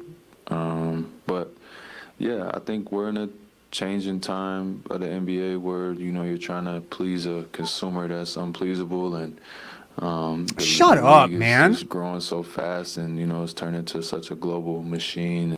A consumer that's unpleasable. The arrogance of you. Do you really think that if we were watching beautiful basketball, we would just be sitting here complaining no matter what? No, we got to find something to complain about because we are unpleasable. This is textbook deflection, and I'm sorry, I'm trying not to be outraged, although I am getting there, man. I'm gonna really look forward to OG and Scotty because I know they're not gonna do this, but they're trying to still do the PR thing. It's a lot going on for the league, right? But I think all in all, the game's in a good place. I think it's gonna keep growing. And no, I have never DM'd him. Keep an open mind to everything. Fred, do you see a clear path? Sorry, do you see a clear path for this team becoming a contender? Is there something we just got to hit this and this and we're good? If so, Yeah, I'm definitely not gonna say if not, but I think, damn, Mike. I think again, I'll go back to what we can control right now, which is learning from all of our mistakes, learning, understanding coming in from the summertime, from training camp day one. Every single detail matters. Building those habits up, playing for the team's success, and obviously, whether there's additions through roster changes or whatever, probably need a little more shooting, around some of what we got. But I mean, really, at the end of the day, you got to find ways to win, and so I think that's the biggest part of the maturation process as for a team is no matter what it is, there's probably a list of 10 things you can name off for us that we need to address and get better at. But at the end of the day, is this 5 guys on the court, this 17, whatever the roster is now, can these guys come together and get out of this building with a win? And that's what it boils down to. And I think the magic and kind of what we've had, we didn't have as much of that this year as we needed. And that's the difference in probably 41 wins and 50 wins and, missing the play-in or whatever, first round, second round, those, every level you go in terms of advancing, I think you'll see those teams have that winning fabric and just that intangible magic that is built. But you got to earn that and you got to build that. And I think we're on the process of. Yo, bro, Penn and Teller, I got to tell you, it's not magic, it's chemistry, okay? This is like trust. Donovan Mitchell trusts his teammates. You do not. I mean, even Trae Young, who's been at war with his entire coaching staff and ownership and all that stuff, seems to trust his teammates. He found Sadiq Bey wide open for a three that I know you wouldn't have made that pass. It's so concerning to me. I really hope. Here's what I'm gonna take away from this. Like his availability is, thank God, almost over. It's just 30 minutes of this. I really hope that he does not believe what he's saying. I hope that this is for the media to preserve the image. I hope that deep down the conversations that he's having privately with Masai, with Nurse, are different than the ones he's having openly. And I really think that that is the case, and I really hope that's the case, because this is some next level delusion right here. But now. What's your surprise for Scotty? Obviously, there's a lot of expectations on him, a bit of a slow start, kind of low into the two after a great first year. What's your best advice for him for next year? Bro, keep Scotty name just out of get in your the mouth. lab. That's it. That's the only thing I only ever tell him. Scotty's gonna be as good as he wants to be, as good as, whatever he wants to be as a player. I think he can do it. I don't think there's anything that he can't do on the court. But just be a gym rat and just stay in the gym, and I think that'll speed up, the process. And he's doing that. He's learning like what his routine is going to be, and the moves that he wants. He's unlocking new moves on random days. Like he's just trying stuff and it works. So yeah, just If you ever wanted to know where the maybe Scotty didn't work harder, maybe Scotty didn't work hard enough in the offseason narrative comes from, listen to that. He needs to be in the gym. He needs to get into the gym. Yeah, you could say that about anybody, but you are smart enough to know that addressing that situation, and look, there's a million ways you could have addressed that. You could have said, listen, he's 21 years old. He's obviously going through it. He's going to learn. He's going to expand, whatever. But no, you bring up the be a gym rat like he's not, right? There's no way. Go watch old Florida State tape. That was less than 2 years ago. That's the player he was. That's the player he is today. I'm sorry. He has expanded his game so drastically. He put in a lot of work this offseason. If you don't believe me, go check out my interview with Brian. So one of these people are lying. So either Brian's lying to me, Brian's lying to you, Scotty's lying, everybody's lying, or this dude does not know what he's talking about. This narrative that Scotty didn't work hard enough has been pushed through the media. And who does the media know? Who does the media just love talking to? I'm telling you, this entire bullshit that came out about Scotty, it started somewhere within the Raptors organization. That whole thing about certain insiders in the Raptors organization are unhappy with Scotty's work ethic, blah, blah, blah, blah, blah, blah, blah. And look, like, I'm sorry, but like, if you are calling out someone's work ethic, if you're calling out someone's routine, if you're saying they're not a gym rat, obviously implying be a gym rat means you're not already a gym rat, then you are actually questioning someone's work ethic. And this is what I got on Blake about, and this is what that entire, blow up in January was about. And that's honestly where the conversation shifted, because it's like, I mean, I think he's exceeded your expectations. So either that's magic, it's a fluke, or he actually is putting in work that you don't know about. super gym rat, continue to put the work in. He's got a great attitude. He's a baller, man. The sky's the limit for him. So I think, obviously finding, what place that is for him in terms of, who he. Yo, Mugabe, shut up, man. Get out of here. You want to talk shit right now. Josh Giddey's better than Scotty Barnes. He is not. Okay. You've been hating on Scotty all year. You've been supporting your man, Pascal. Yo, I suggest you go and do some free throw prep too. Go outside. The weather is nice. Mugabe, bro, go outside and practice your free throws so you don't choke away two out of three. Who he is and what he is, we're still. Oh my God.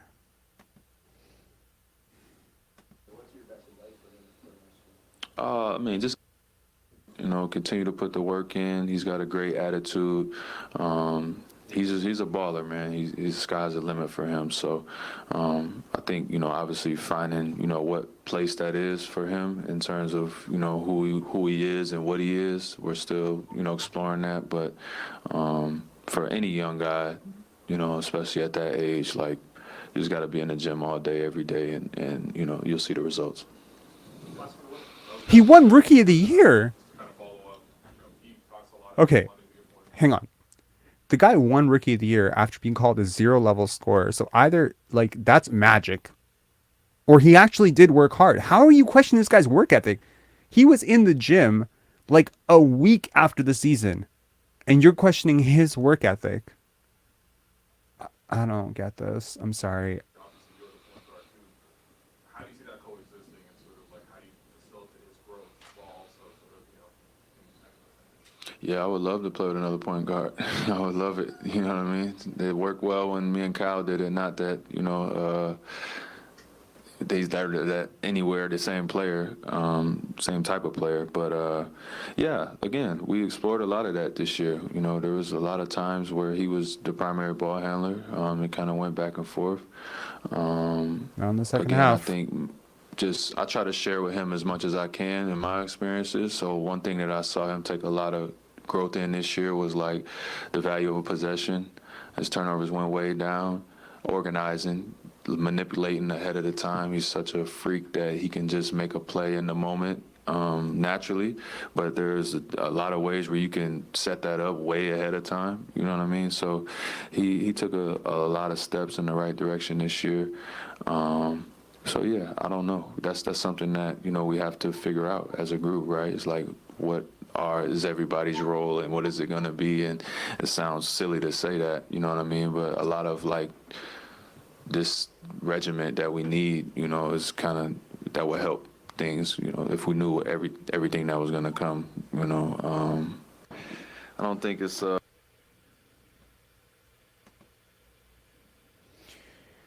all right. Had enough of Fred. We're going to move on to Scotty's post game. But I do want to show you guys something. So he said his turnovers went way down, right? Like as if like turnovers were such a huge issue for him as a rookie. I haven't even confirmed that to be true. I'm just going to actually flash it on the screen and we can find out together whether that is true or that is bullshit. Because honestly, a lot of things have been said today that are purely bullshit. And I just want to see if that's true. Okay, so dear fact-checking internet, is it true that Scotty Barnes' turnovers went way down this year? Or that they were ever really a problem to begin with? Here you go. His turnover percentage went up 11.7% to 12%. So that's not true. Per 100 possessions, his turnovers went from 2.6 to 2.8. So that's also not true. I do want to say, of course, this is not saying that Scotty is turnover prone at all. He had a much larger playmaking responsibility. But one of the things about Scotty in year one as a rookie was he handled not turning the ball over better than almost any primary or secondary ball handler I've seen in recent memory. There are very few players that can preserve possessions the way he did last year. And this is what drives me insane, is if you just listen to Fred VanVleet's interview there, you would think Scotty was some turnover machine last year. And I've heard this rhetoric and I've heard this narrative among the fans. The data tells you otherwise. He's not turnover prone.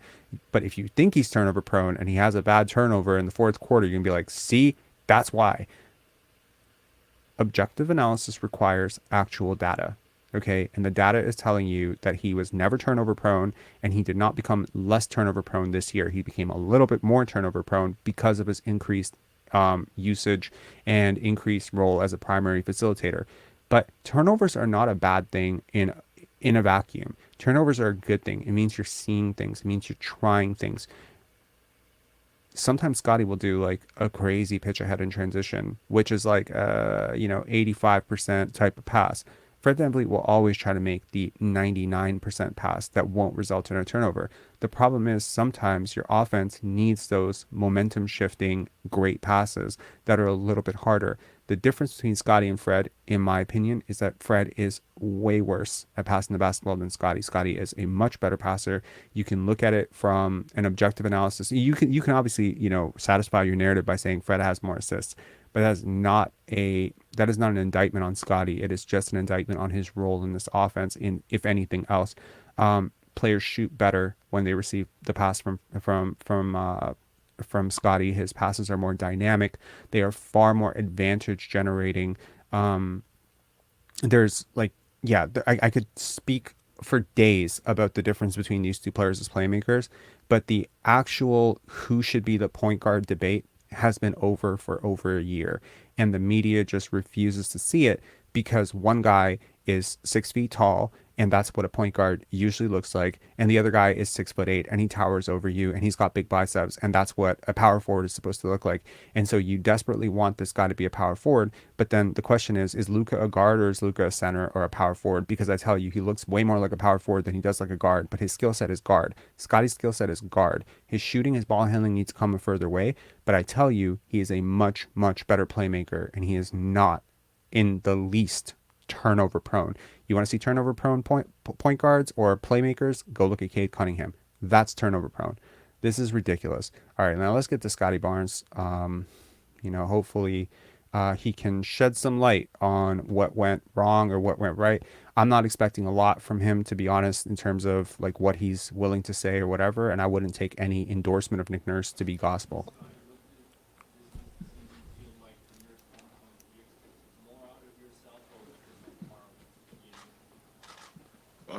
Were you expecting more out of yourself? Of Basically? course, I was. I expected more out of myself and us as a team. It was cut short. We didn't make the playoffs. That was obviously one of our goals that we didn't make. So that just tells how our season went. A lot of ups and downs. Saw a lot of good things, but just a lot of things just didn't go well. Yeah. Obviously, there are built-in challenges making the adjustment to the NBA in anybody's first year from school, from college. Is it almost more tough, or are there just different challenges in year two coming back with teams preparing for you differently and making that adjustment, I guess, to the league's adjustment to you? I wouldn't say there's nothing super major. Just depends on how you take the game. Every team's going to play you differently. Everything. That's just how the NBA is. Teams are going to play you differently each and every single game. Everybody got different defensive principles.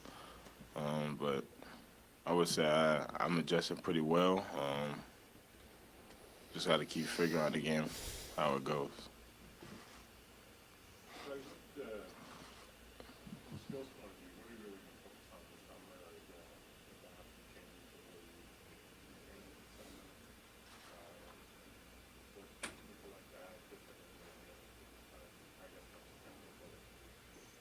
Really just keep working on everything. Ball handling, shooting, skill work, a lot of skill work, conditioning, defense, just keep working on my body, just trying to get stronger. So really primarily everything. Is there anything you want to change about how you approach that work, or? Oh, you little bitch. Say it again. That's such a loaded question. You know, they just want to trip it up. They're all doing this, man. Like, I'm telling you, as someone who has asked these questions before, all they want to do right now, and I know I'm gonna sound crazy when I say this, all they want to do is make this story for the off season that he doesn't work hard, and they want to continue to satisfy this. And I'm telling you that he is he was a better player in his rookie season than most of you guys expected in his third or fourth season. So either that happened by magic, either your analysis is completely trash on him in the beginning, or he's doing more work than you're letting us know, and creating this narrative that he doesn't work hard. When you combine that with him already being 21, being a little bit aloof sometimes with his answers, it's creating a false picture. And I'm sorry, but Pensar basketball is, if anything, devoted to eliminating the concept of false pictures. I don't like that question, and it's a loaded question. And it is obviously with an agenda to write an article about how Scotty needs to finally take his offseason seriously because they need a scapegoat for the season, and he is just such an easy mark, and I feel terrible for him. Anything you want to change about your approach to the off-season, how you work, or is it just about, making little changes to the process? Say probably just change up my conditioning wise, and just try to get a lot of conditioning, and I feel like I think I probably need a different level of conditioning for the way I want to play. I feel like I play very hard on the defensive end, so I feel like it'll take a different level of conditioning that I really just probably really work on this summer. Fred just said that he hired a full-time strength and conditioning coach this year for the first time. Would you consider like hiring people like that, like adding or? Okay, so I just want to let this soak into the ether for a second, okay? So there has been a growing, I want to call it a growing concern, if not a growing narrative among these dudes who talk right now, these people who write the stories. And I'm just going to let you know what I've heard from this is they have this prevailing idea that Scotty is with his childhood trainer, which is true, right? Brian's been training him since grade 7. And they have this idea that he needs to go in another direction, or that he needs more, or he needs like this or that. Brian's an NBA trainer. Okay, I just want to put that out there. He's an NBA trainer. That dude who ripped your ass apart yesterday, DeMar DeRozan, he was working this offseason, and past offseason. Chris Paul, one of the greatest point guards of all time, he was working this offseason.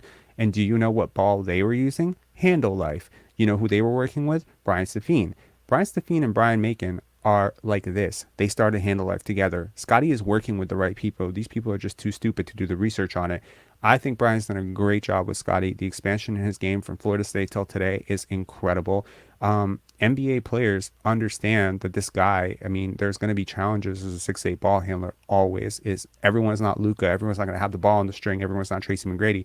But he has grown leaps and bounds. There are moves that he did this year, pulled them off with precision and accuracy. He so rarely coughed up the ball. And he was trying so many different things. The idea that they have this thing in their head that no, he needs to work with. Oh, Fred hired a strength and conditioning coach. Are you going to do the same thing? It's such cap. It's such bullshit. It's such bad research.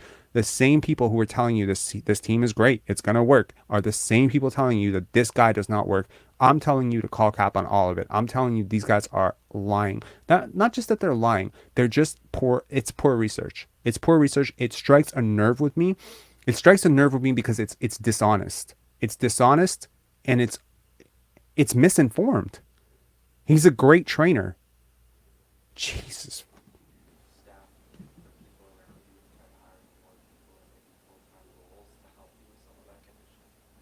I feel like that's something that you can really consider, someone that can just be around you all the time, so you could be able to be more focused on what you really want to work on, someone that's with you all the time, so he'll be able to figure you out what you really need to work on, find what you're not so good at body-wise, and be able to change things so you can just develop at it. So I feel like that's something that you could consider. Is there anything, or how do you think your conditioning impacts your players? I wouldn't say it really. Bro, he's not Zion. I wouldn't say it impacted it super, but I get tired at times where I'm picking up full court the way I play. I do a lot of. I feel like wear it off for me. It really starts on the defensive end. So me picking up full court. Do you remember that thing that I told you earlier? When you lose, say we. Sorry, when you lose, say I. When you win, say we. Everything right now is I, because they lost. I need to fix my conditioning. I need to hire this person. I need to be better. I get tired on the defensive end. Everything is self-focused. And you know what? If you need any glowing indication that this guy is going to come in next season and be a better player, this right here, because he's not looking at other people. He's not seeing, oh, we need to share the ball more right now. I really hope he says that at some point. But the entire focus right now is, you know, these are the things that I need to get better. And you know what? He's not lying to you. His conditioning can get better. But also, maybe having a 20 and 21-year-old leading your team in minutes on back-to-back seasons is probably like exacerbating that. In an ideal world, if this roster is constructed properly, he plays 25 to 30 minutes a game last year off the bench as like an ideal sixth man or as a fifth starter. This year, you might have upped it to like 32 to 34 minutes. Despite what some people might think, it's actually not common for someone to have to switch 1 through 5 and carry a load on the offense and, guard bigs and guard point guards. This is crazy. This is a crazy amount of workload, and kudos to him for not looking the other way and saying, well, you guys have just loaded me up with too much. It's not my fault. No, he's looking internally on how he can be better. And I think that, honestly, if you understand people, this is a very good indication from you. And I think he's handling this really well, to be honest. Making a lot of rotations and the things that I do on the floor. I feel like it's just going for me to take another step defensively. I feel like it'll just take a different level of conditioning. I work really hard on defenseman, so I feel like I just go take another step from that. Scotty, I feel like just coming off of Rookie of the Year to this year, there's just been a ton of pressure put on you, whether it's social or whoever. But do you use that as a motivation? I feel like there's probably going to even be a higher expectation of you even coming into next season. He's going to say yes. Can you handle that? Like, do you use that as motivation in the off season? I don't really feel the pressure, but I think I put a lot of pressure on myself. I don't really look for it in socials and other people. I feel like my highest expectation is for myself. So I feel like I put a lot of thinking into what I really want to become and what I really want to be. And I feel like that's how I really look at the things and how I see myself as a player.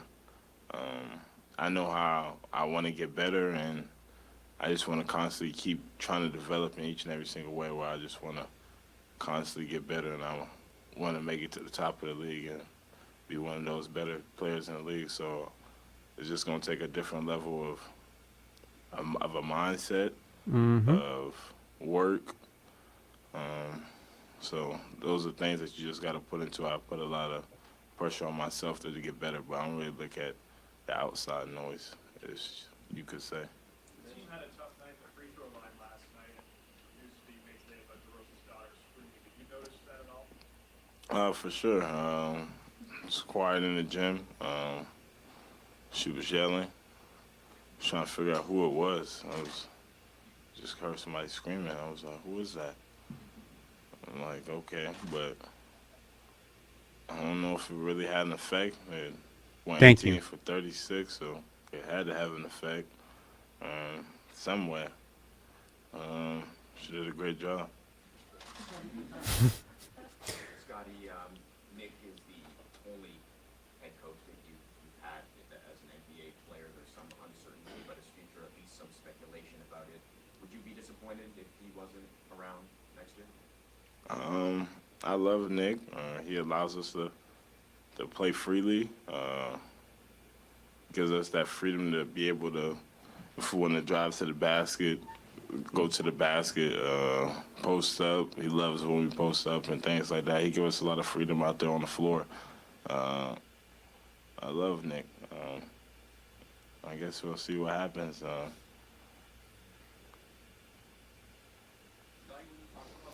Do you realize that's the first answer he went political? Interestingly enough, consider the question that was asked. Would you be disappointed if Nick comes back? And then he did the Fred VanVleet thing where he completely dodged the question. He talked about how much he loves Nick. And I don't deny that he loves Nick. Right? Nobody's denying that, Scotty loves everybody. Scotty loves his teammates. Scotty loves, probably he loves DeMar DeRozan's daughter, like he smiled when he's talking about DeMar DeRozan's daughter. But it's like that question, like every other question so far has been handled directly in a way that, like maybe isn't typical in a PR, in one of these pressers. But that one question, if you really evaluate what was asked and what was said, would you be disappointed if Nick Nurse comes back? He didn't say, I would be disappointed if Nick Nurse comes back. But, of course, people who don't actually listen to what is being said are going to say that was a glowing endorsement for Nick Nurse. I don't think that was a glowing endorsement for Nick Nurse. If you want my honest opinion, I don't think that was a glowing endorsement at all. I think that was a glowing endorsement for, I appreciate Nick Nurse for what he's done for me. But we'll see is not, I would be disappointed if he didn't come back. He has my full support. Do you understand what I'm saying? I'm not reading too much into this. This is just straight facts. Oh, no. I feel like I'm in pretty good condition. But I just want to take it to another level, with my training. So that's the reason why I said that. But I don't think it hit me at all. I always play with a lot of energy when I'm out there on the floor.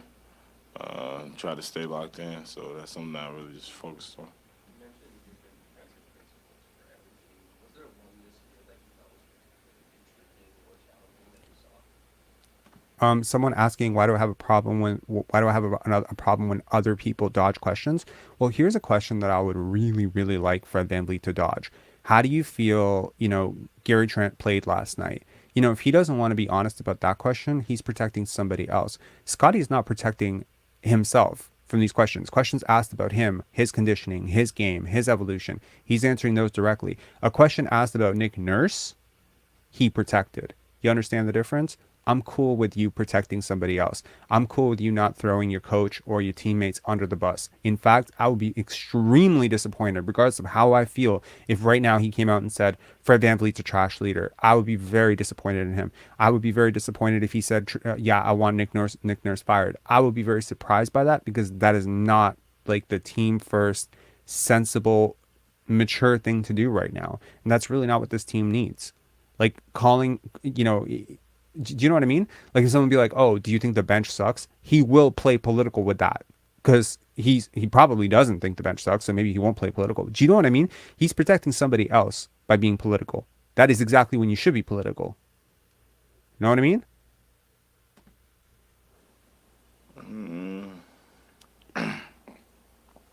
I would say just like when I get post-ups and there's probably someone coming from the low side, as a big or guards are digging at the same time, and you just got to be able to adjust to that and be able to figure that out.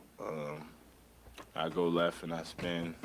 Someone's coming to double, so you just got to be able to prepare for that as a player. Take that next step in how you got to be able to make the right plays out of it or be able to score out of it. So one of the two options, be able to play make or be able to score out of it and turn that into a weakness that a team can't do. And who do you think you've had the most success just running with the post up there against like the low help, the help from the top, and good help on the catch, help on the dribble, and like what did you find that you had the most success against specifically in post up? You just got to find different counters. Be able to not settle for things, but be able to try to get to the rim. And if the rim's not open, you got to be able to find a counter out of it. I feel like that's the main thing out of that. Say first year, my mindset was just trying to go to the rim, but I feel like this year I was finding counters out of it and be able to make different moves out of it. Pascal, somebody who, especially the escape table, for you to try to post up when there's attention. You guys were running stuff in practice together a lot. We don't really work out together, but you see, I watch him work out a lot. Being able to make different counter moves, like he drives to the right and sees the help defender, he spins off, or be able to do a fade, or if he sees it coming, he just be able to create space off that dribble with either a step back or different counters. I feel like that's what the game is about. If they throw one thing at you, you got to be able to counter it with a different move. Facts.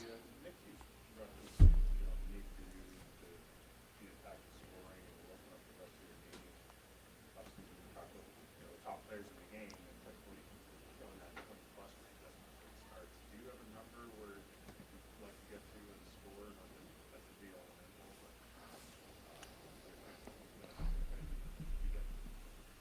Not really a certain number.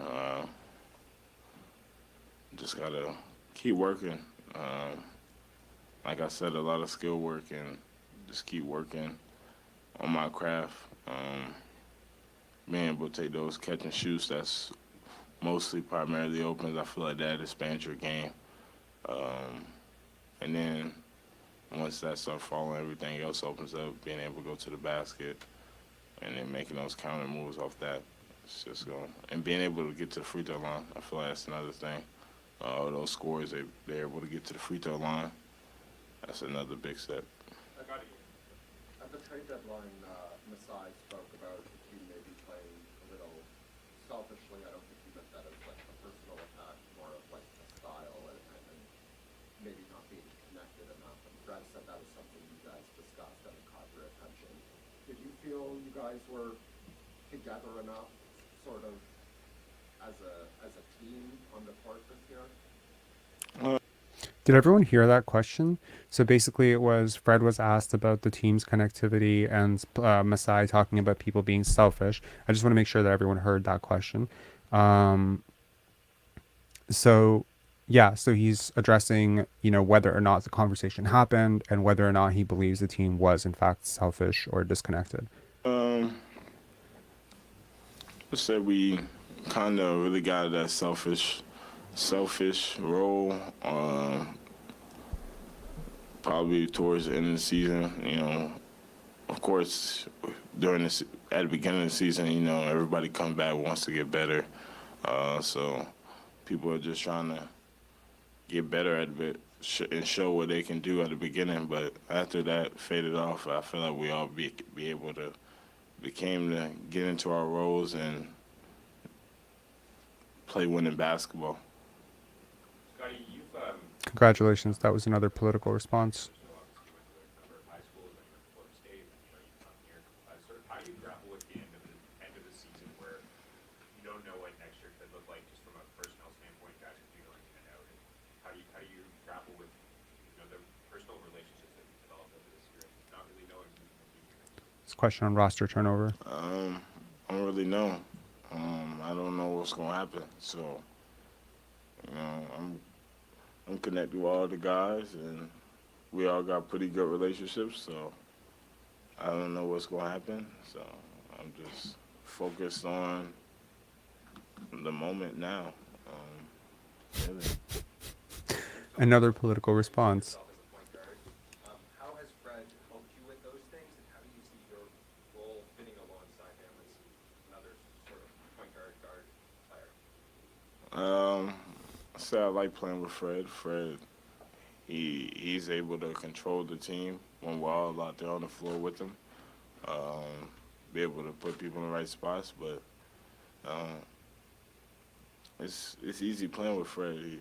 He's someone that gets off the ball, and he's someone that can be on the ball and still do so many good things on the floor. I don't really know.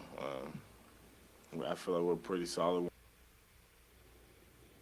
Yeah, that ended pretty abruptly, eh? How do people feel about that?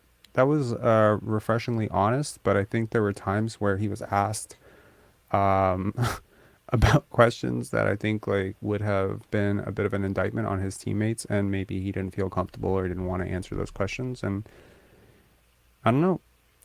Look, the theoretical synergy between Fred and if I look at this entire roster and I say what player would be the best potential teammate for Scotty Barnes on the court, it is Fred VanVleet.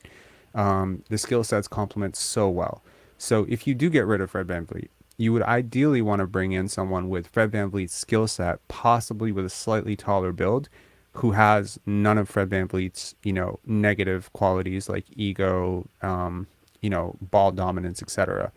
But yeah, he's not wrong that the skill set fits really well.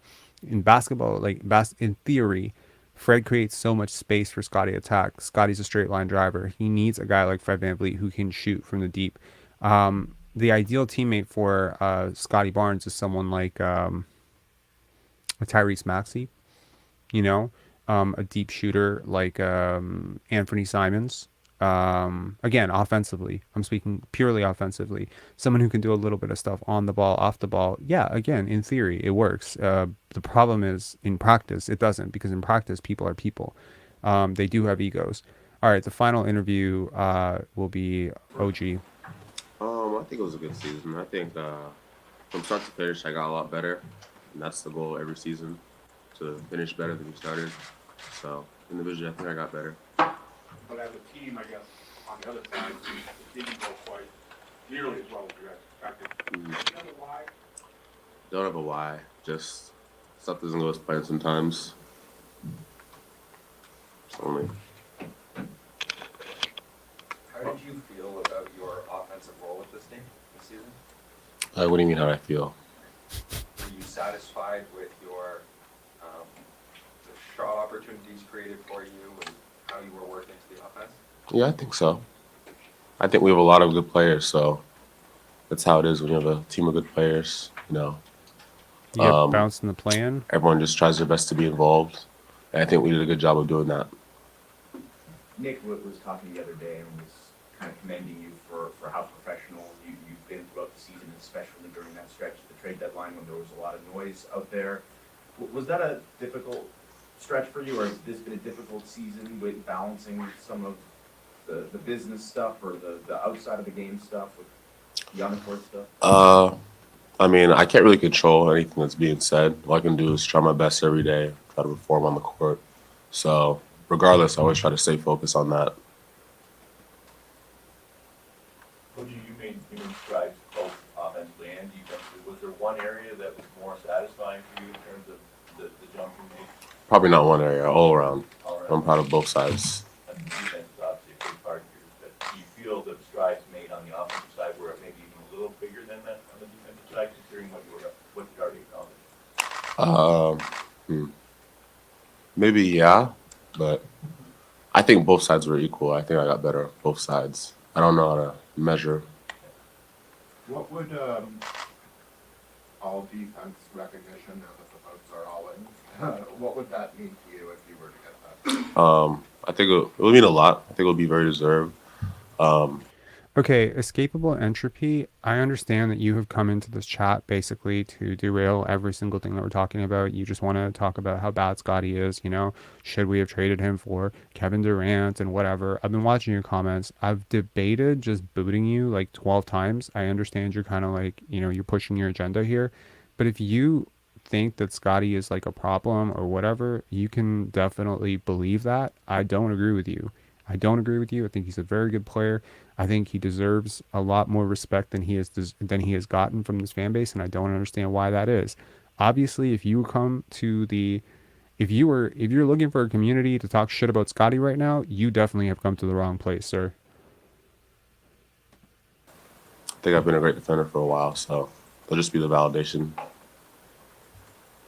Nick had mentioned that other teams kind of emulated the way you guys were offensive rebounding last year. This year, the league slowly changes, but what did you notice in this season, if there was anything new across the league being done? Yeah, definitely the offensive rebounding. Teams are crashing a lot more than in the past. And I don't know, because every team's kind of unique. Some teams play faster in transition, some teams do more half-court sets. Shut the fuck up, man. I'm a fanboy. I've been very critical of Scotty Barnes through most of the second half of the season, and I'll be real with you. He does not deserve like half the criticism that is levied towards him. Everything he's doing wrong is actually being called out by both sides. I'm calling out his defensive effort if it's not there. I'm calling out his offensive, attention to aggressiveness and all that stuff. I'm calling him out yesterday for not attacking DeMar DeRozan more off the dribble. This isn't. You don't get to slide the fucking scale because you're an idiot. Okay? You want to say that I've been unbalanced about it? Go. Are you kidding me? You want to talk about? So this is the Fred VanVleet effect. Both sides are imbalanced. The truth lies somewhere in the middle. No. If I am leaning Scotty, it is largely because they are aggressively going at him. They're going at him every single time. Oh, he misses a defensive assignment. Oh, he's a lazy defender. Fred gets blown by 17 times while, he's a scrappy defender. He's trying his best. Yeah, I'm cursing at you because you're a little bitch. You came into the chat with like, oh, do you guys really think we shouldn't have traded? We would have won a championship if we traded Scotty for Kevin Durant. Yo, bitch, do the fucking math. I'm telling you the truth. Do the math. You think you could trade a player who makes $8 million for a guy who makes $42 million 1-for-1? No, that's not how that trade would have worked out, right? But you know that. You know that. When you come into here, you know that. You would have had to trade OG. You would have had to trade Gary. You think a fucking core of Fred VanVleet, Pascal Siakam, Kevin Durant, and Scraps was going to win you a championship? You really believe that, right? Because you think we're idiots? Is that what you think? Yo, you're a bum, man. You are a bum. So, mainly the rebounding. Was anything like I gave you an answer actually, but He did. Did anything else surprise you? Anything else? I'd have to think. I don't know. Yeah, that makes sense. Yeah. OG, where did you see the biggest growth in your own game here to just assess yourself? Biggest growth. I'll just say overall as a player, In terms of reading the court? reading the court, just everything as a player, both sides of the floor. I'm sure, like everybody, you've been breaking down the collective bargaining agreement line by line since it's been agreed to. If the Raptors came to you with an extension offer, how open would you be to discussing that this offseason? I mean, they haven't came to me with anything, and if they did, I'll definitely talk to them. I love Toronto. I love my teammates. I love the staff. So, yeah, I'll definitely talk to them.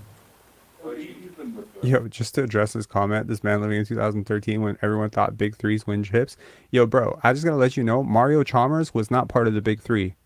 So how are we talking about Fred VanVleet as part of a big three? The big three was Chris Bosh, Dwayne Wade, right? Chris Bosh, Dwayne Wade, and LeBron James. That's a big three, right? Clay, Steph, KD. That's a big three. All those players are way better than Fred VanVleet. What are we talking about? Ray Allen, Paul Pierce, Kevin Garnett. That's a big three. Derek Fisher, Shaquille O'Neal, and Kobe Bryant is not a big three. That's not 2.5. That's not 2.25. That's two guys. That's two guys and a guy. Okay, that's a big two and a guy.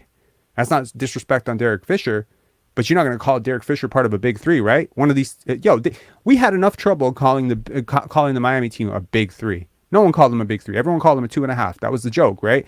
Chris Bosh is so much better than Fred VanVleet. What are we talking about, man? Big three. Pascal Siakam and Kevin Durant, hell of a duo. That would be great to watch, but not at the expense of getting rid of Scotty Barnes, man.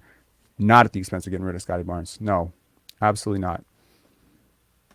With your entire career, how have you seen him evolve as a coach, and where do you think he is now for where the team is now? Mm-hmm.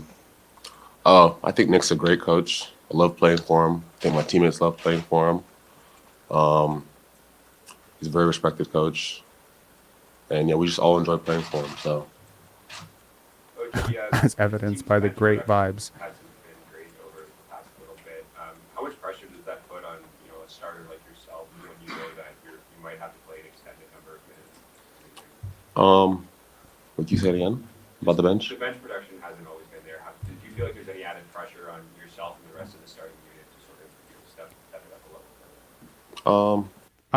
I haven't heard this interview, but I'm going to take a wild guess that OG Anunoby is not going to take this nice little opportunity to take a dig at the bench, to actually take a dig at the bench, because he's a good dude.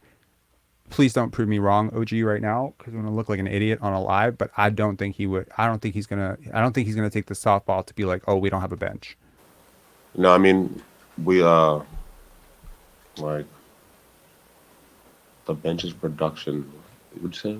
They don't score a lot off the bench. So is there any added onus on you and other starters to kind of feel like you have to play extended minutes, or you might have to put up more points? No, I don't think so. I think however the game's going, sometimes the bench may come out early. If maybe the other team's going on a run or something, or maybe they're going on a run, so we'll sit longer. It just depends how the game's going. We don't put any pressure on makes or misses when guys off the bench. I think that's not very fair. Thank you. You guys got Poetle. You were kind of shifted to that two guard in the starting lineup. Honestly, I know Scotty's my favorite player, but OG might be my favorite person on earth. I just love how bluntly honest he is. But I also love that, unlike me, he's super calm about it. I really love that. And congratulations to OG for sticking up for his teammates there and just saying it's not fair to put the pressure on them, because very often they are coming out very early because Nick Nurse doesn't trust them. That's very nice. It's a very nice take. How do you feel playing that role? Does it feel different? How do you like playing two guard? I like it. I mean, anything for the team, Definitely more of a spacer. But whatever for the team, I don't mind. Yeah, in that role, I guess you have to get more shots up, be more of a spacer, like you said. Is that something you enjoy? Just taking a lot more threes, kind of as the season went on. Yeah, I mean, I always work on it, so I'm always ready to shoot as many threes as I need to.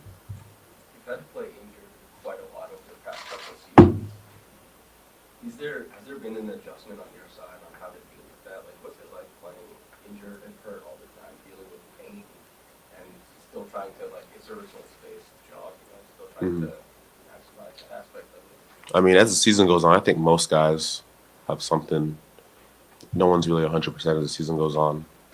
So just everyone just tries their best to make it through the season, not let whatever they're going through affect them on the court. Just try to help the team win games. Some injuries are more serious than others, so if you can play through it, always try to. Clumpy pebbles or pibbles. Yeah, I said that unlike me, he's actually calm. I don't know if you have a hearing problem or, like maybe like, what's your problem, bro? Like, I literally could just call myself out for losing my cool with that dude. Like, I'm not, like, you have a hearing problem? Maybe you have a hearing problem. You should just adjust your volume. Yes, in terms of mindset, how do you prepare yourself this season to face so different challenges every night, to be able to defend so different players? I'm not going to go back and forth with you, but, like, if you're going to call somebody out for something and you misheard, then just say sorry. Say, I'm sorry. Can you try that? I'm sorry. My bad. Psh, fuck out of here, man. Oh, just by the preparation, watching film, studying opponents, chill. and then just going out there and trying my best to execute. Is there something specific that, based on the way the season has gone, that you want to work on this summer? Oh, everything. That's his answer everything. every year. And try to just be a better player than I was this past season. Balance, Offensively, OG. Balance. You showed more comfort getting into that mid-range and rising up and taking those shots, making those shots. How far do you feel you have to go in that area? Oh, I still think I have a long way to go with that. So I'm just going to keep working on it. Hopefully come back better. That's my goal. What advice would you give to Scotty? Obviously, a big part of where this franchise goes is on his shoulders. Just to take the next steps, and what advice would you give him? Oh, just be himself, work hard every day. No matter what, he'll be fine. He's a great player, and he'll continue to be a great player. So. You sound really motivated to sort of get back to work. What's your process after a loss like last night? Like, do you take a couple days or weeks to process the season, or do you get right back into the gym? I don't know, because we'll see. But I'll probably take a little bit off and then start getting back into it. I don't know exactly when I'll go back, but take a little bit off for sure. And then just to be smart and then get back into it. What are you looking forward to in that time off? Oh, just opportunity to get better, work on everything. On your time off? Pardon? In your time off? Oh, we're talking about time off. Yeah, like, what do you want to do in your time off? Oh, I don't know. Rest a little bit. Yeah, rest and relax. OG, are there any Love injuries OG. that you're dealing with right now that you can tell us about? That No, nothing. I feel fine right now. Okay, what are your goals for the player? Where do you want to be? Or, Yo, these guys think they're conducting a job interview. Tell us what your 5-year plan is, OG. Who you want to be when you grow up. Do you have any hopes and dreams? What's your biggest strength? What's your biggest weakness? That's funny. Yeah, you gotta empathize with people who gotta come up with these questions too. I'll just be the best player I can be. Love Whatever it. that is, just work hard every day and try to maximize myself. Pardon? is this your sixth grade? Yeah. The, so would you be able to define what that is? I mean, if you understand, like, I know, is there a way you would express what that vision is? Just by working hard. I think working hard will answer that. OG, we've seen you work a lot with Earl Watson, a lot throughout the years. What kind of tips and advice did he share with you? Yeah, I love working with Earl. He's just a great teacher. I learned a lot from him the past 2 years. What kind of advice did he give me? Just about like reading the game and even off court stuff. You know, he's just a great guy, great person. Genuinely. Yes, especially this mid-season. How inspiring do you think that you have been for to encourage more kids to play basketball in your country where basketball maybe is not so popular like here? I mean, I hope I've been inspiring. I just try to be a good role model, and then try to perform well on the court, and hopefully through that I can inspire.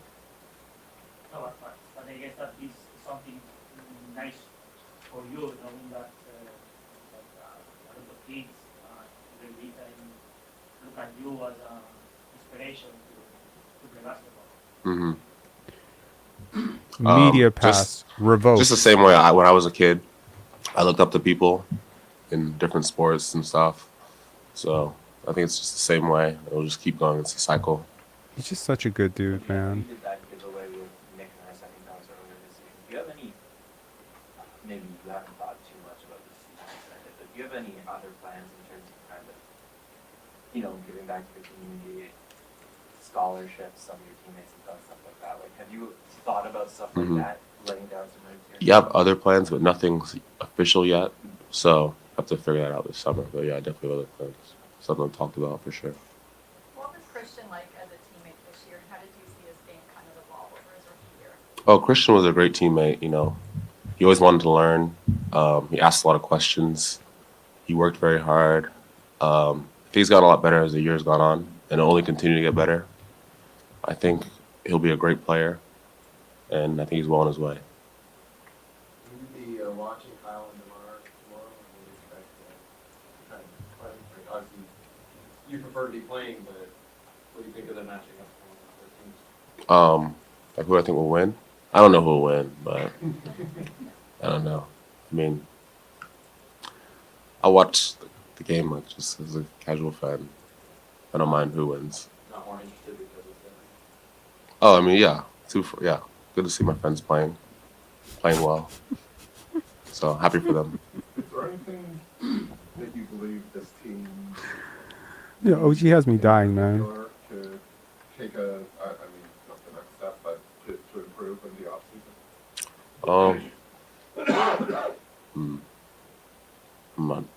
That's like a front office question. Yeah, You don't want to be GM one day?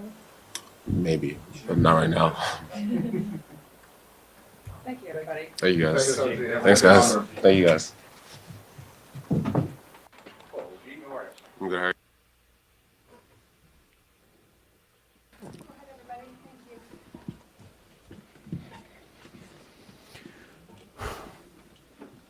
Pascal, I know you were asked about this last night, but much is being made about that Margaret's daughter last night.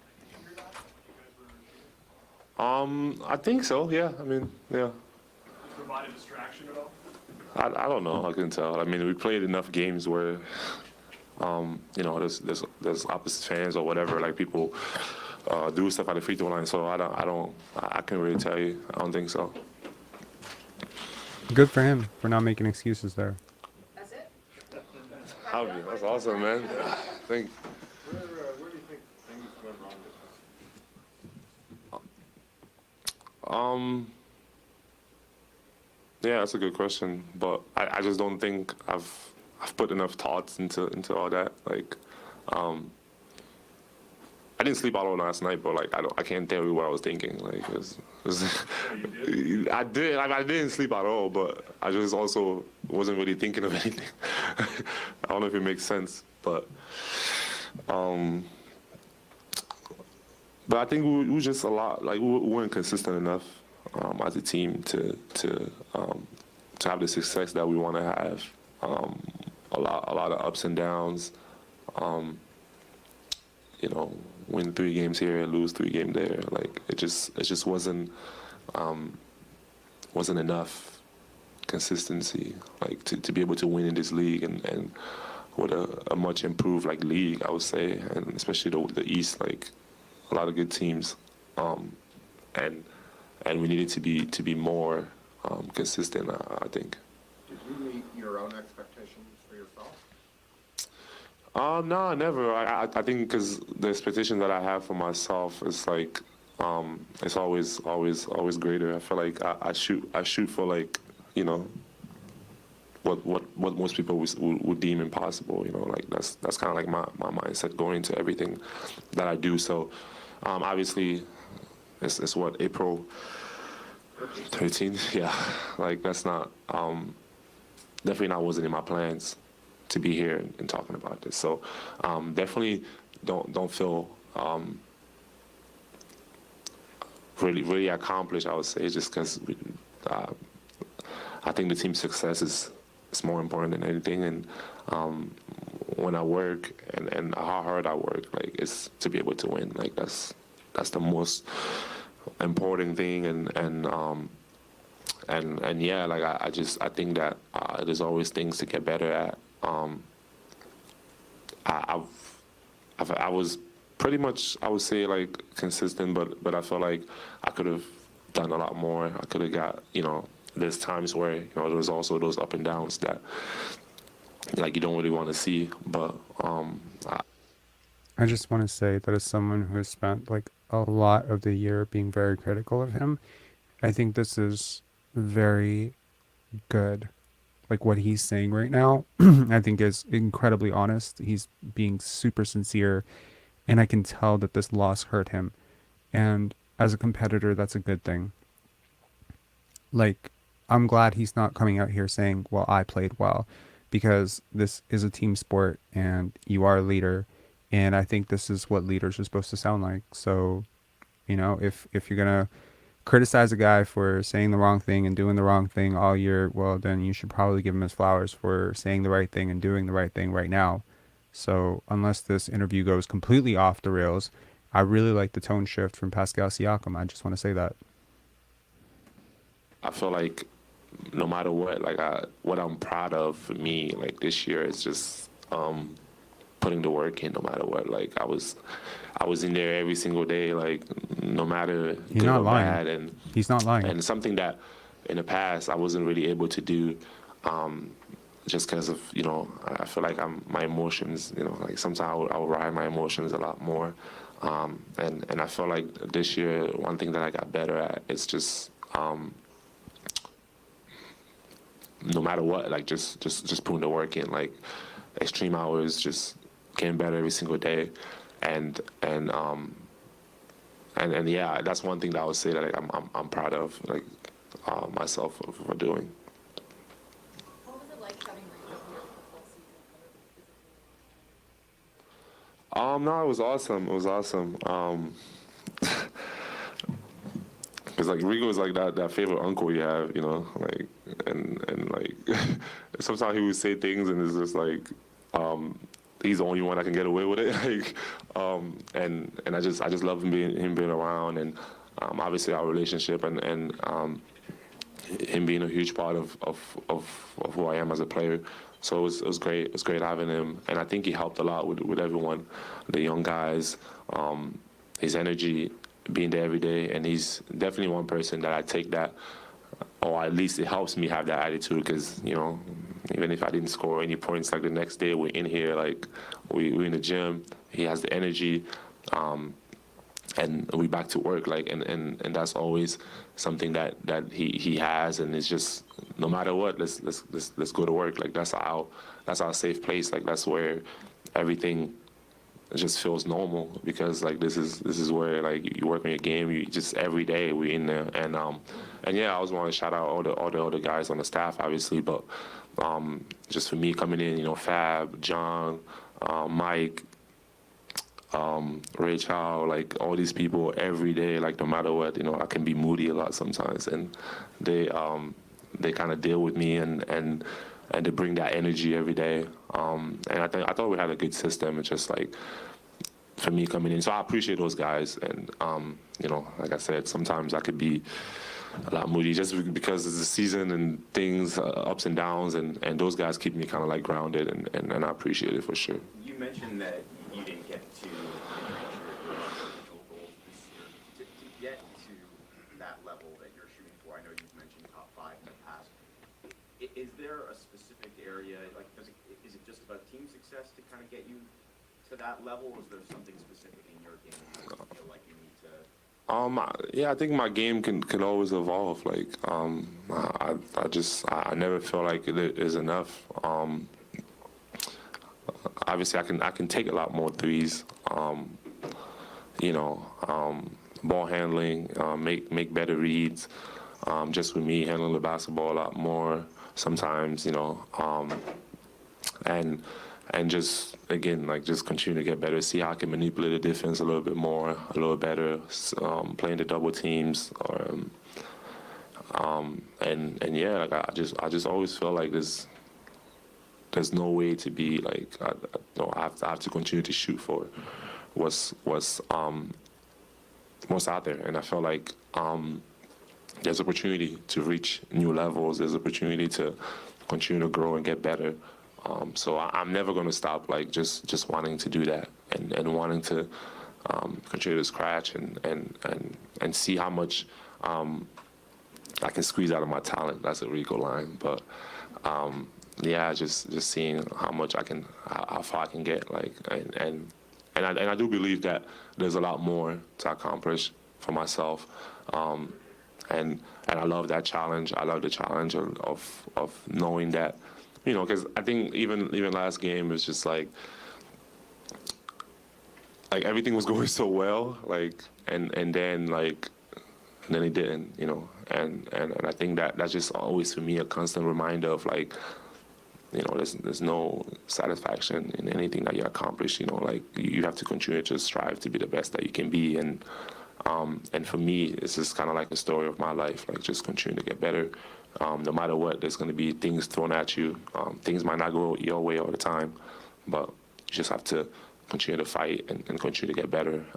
And again, I know that I can handle it, so I take it. But it always motivates me to be the better version of myself. How much of an adjustment has that been over the years, right? Because if you're always, how do you find satisfaction in never being satisfied? If you're just always pushing for the Yeah. next thing, right? Like how do you kind of find that level of being able to live with constantly trying to push to that next level? Yeah, no, because Jonas, no, it didn't. They were 4-4 when he got injured. If you can argue that if he wasn't injured, they might have gone 5-3 over that stretch instead of 4-4, and they were 500 when he came back. They've been 500 with him. They've been 500 without him all year. that's just a way of life. Like that's just me. Like in general, with everything that I do in life, like I always want to see what's out there. Like I always want to get better, and I find myself like accomplishing more things when I do that. You know, like not being satisfied and just wanting to be the best that I can be all the time. And that's a way of life. Like I don't see it as like, oh, you know, like how hard is it to do that? Like I just feel like it's just the way it is. Like because at the end of the day, that's life. You know. Pascal, you mentioned in the game yesterday, everything was going well, and then it didn't in the end, and that felt like that was a pattern that happened throughout the season. What do you think was the issue in a lot of fourth quarters this year? Was there some sort of commonality that you found? I think, like again, like we didn't take care of the ball most of the time. You know, if you know, sometimes we didn't make shots. Little mistakes there and there on defense. And you know, you have guys or the other team get going, and you know, like not be able to stop them.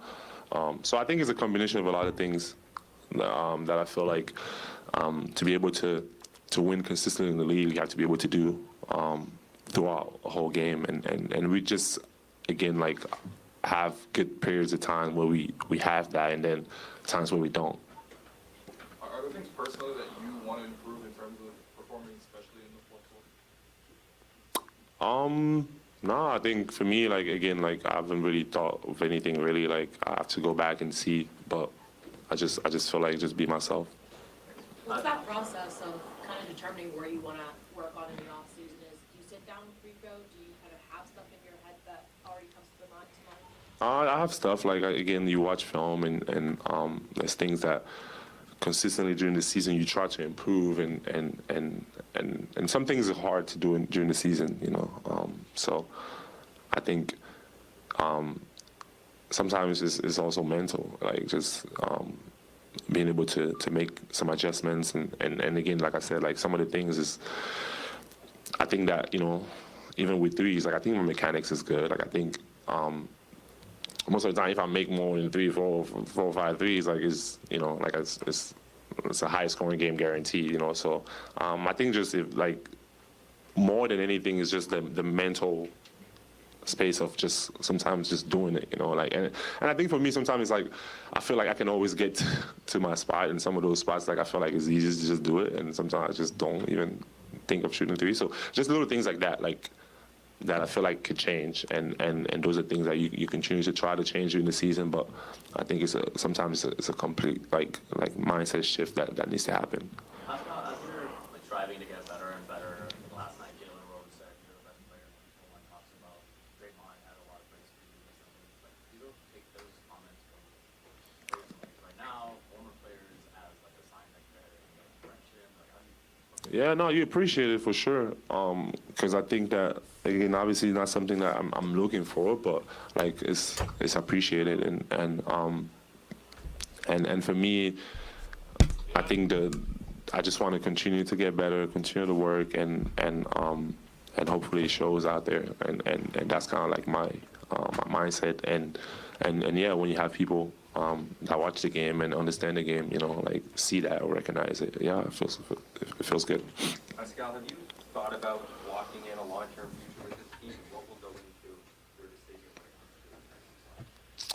comes to Yeah, like again, it's something that we haven't really talked about. Like I feel like thing just happened, so I don't know what's gonna happen, but obviously this is what it was year 7 for me. Like being here, like this feels like like it's part of me. Like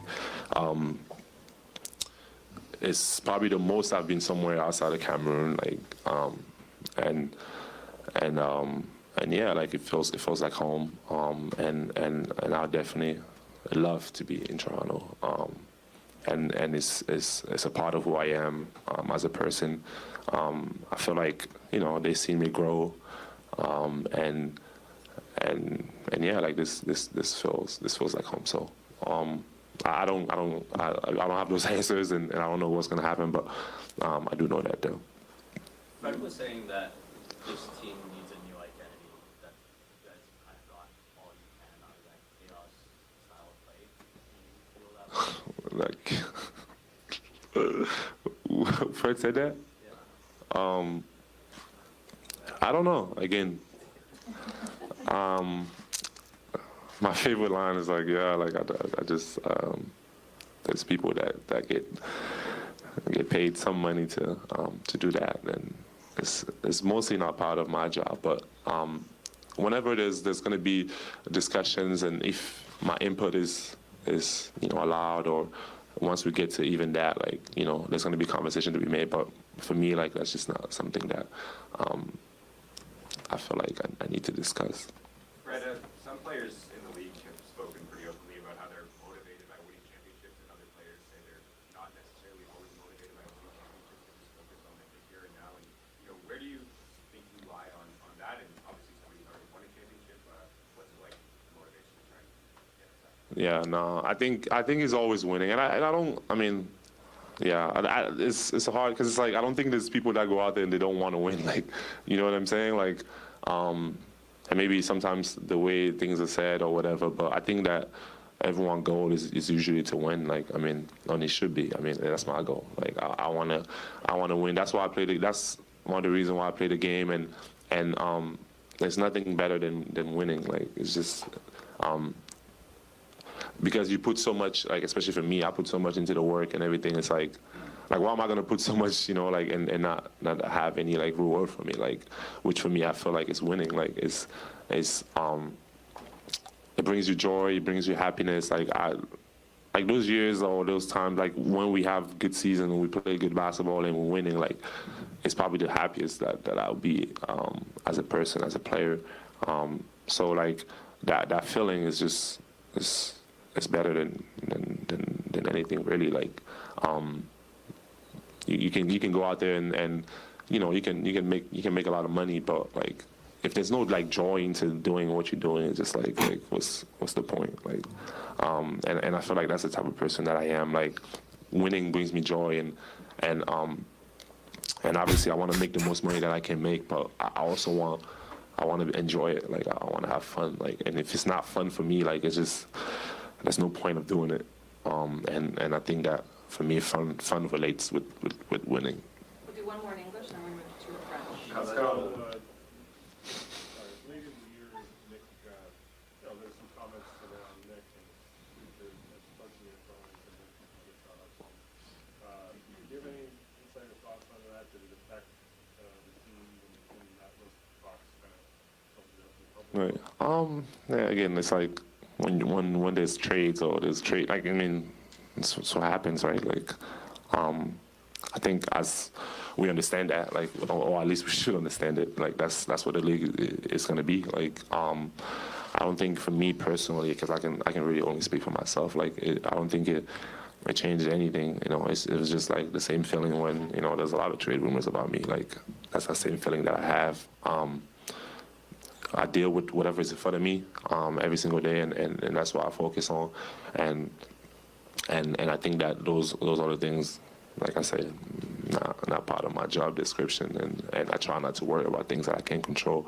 But obviously, I had a long career with Nick, and him being here, like, a huge part of who I am as a player, and just like, you know, like, we kind of like used to just him being around, and yeah, like, I don't know what the future holds, but yeah, I try to focus on the present and what's out here right now. Go ahead, Raphael.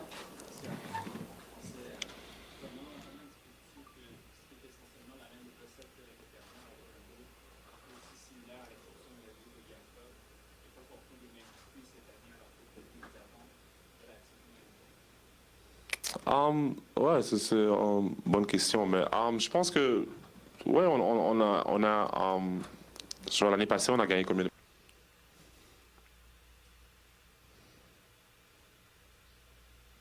You dropped the headband last night. Hmm? How come you dropped the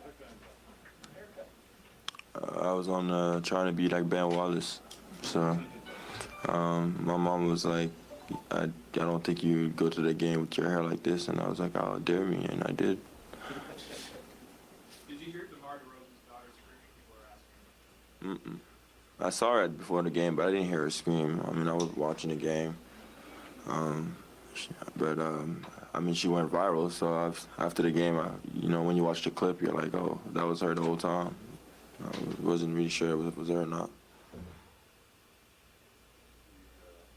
Chris, I mean, Yo, what is this unwavering like frustration towards Chris Boucher? I really think he had a fairly decent season for the type of player he is and for the role he has and what he's paid and how many minutes he got. I mean, are we gonna blame him for the fact that he played 7 minutes last night? I mean, the dude crashed the glass. He works harder than like 95% of players in the NBA. Like, yeah, there are limits to what he can do on the basketball court. I don't understand the frustration towards him, though, personally. I don't know, man. last year you kind of, through some circuit of the contract Mm-hmm. and stuff, and you know, you seem to really kind of embrace everything about the role and carve out yourself. Mm-hmm. So what do you do going forward? Do you try and, you know, try and sort of expand that role a little bit, or you kind of recognize that this is something that you can sell at just doing this? I mean, like I said, I'm always trying to get better. Obviously, I have a good team around me that, you know, make me watch film and try to get better every game and see where we could do better.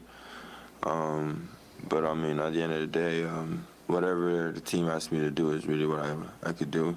And focus on the little things, obviously, and try to get better, you know, personally and as a person, as a teammate, as a, you know, shot maker, playmaker, whatever, you know, needed. I think that was, you know, the plan of this year, through the ups and downs, and, you know, to, you know, the change of the team, you know, having Jakob coming in and guys leaving and coming in. You know, you're always trying to get better and figure out what you could do and how you could explain your role and not get too hype over, you know, one good game or whatever. From a team perspective, I mean, with so much of the roster being the for why it just didn't connect the same way it connected last year? I mean, at the end of the day, I don't feel like it was like last year. I mean, we dealt with a lot of injuries. There were injuries last year too. Obviously, guys are coming in. Jakob came at the end of the day. That was a change. But I feel like if you look at the season, we started a little bit rough. Pascal got hurt. You're Then after 500. that, Precious was hurt. So, you see a lot of change. We different guys playing. Christian played. Obviously, I think you did a really good job this year. But it's like I said, it's a lot of change, a lot of different schemes, different minutes, a lot of different things changing. You just got to adjust to it. And I feel like when we finally start finding a groove, well, at the end, after All-Star, it was a little too late. Do you think that's what was lacking, that some continuity this year? I mean, I feel like at the end of the day, as a basketball player, you always feel better. You will play better when you kind of know what's going on in every game. And when you come into a setup, for example, if you know that you're going to be a starter, your shot selection and all that are always the same. And if you come to the game like that for 82 games, obviously, you could build a lot of consistency and all. But it's the NBA, obviously. Every team deal with it. Every team has guys coming off the bench. I got to figure out ways to impact the game. And we all know that we ain't going to have all 20, 15 shots, or we're not, a lot of different things are asked for guys off the bench, be a rebounder, a defensive player and all that. And that's what you got to focus on. And it's ups and downs, and you just got to figure it out. And that's what makes good bench players, is guys are able to adapt to that. By the end of the season, it felt like you sort of found that comfort level. Mm-hmm. Find it with your shot selection? Yeah, I mean, I just stopped jacking. I just felt like at the end of the day, like it wasn't giving me anything. I wanted my percentage to go higher, and when you take contested shot and all that, your percentage go down. So I just wanted to make the right play. I also felt like the player that I was becoming changed a lot, guarding different guys, just being in different position, different reaction of, closeouts and all. So I feel like that helped me out a lot better for making my shot selection a lot better this year. For you, is that energy, is that always going to be the constant? No, that's not going to change. I mean, that's just day in, day out for me. If there's one thing that is always going to be there, it's that my energy. And the one day that I won't be able to do it, then I won't be playing no more. You've been hosting a podcast for some time and participating.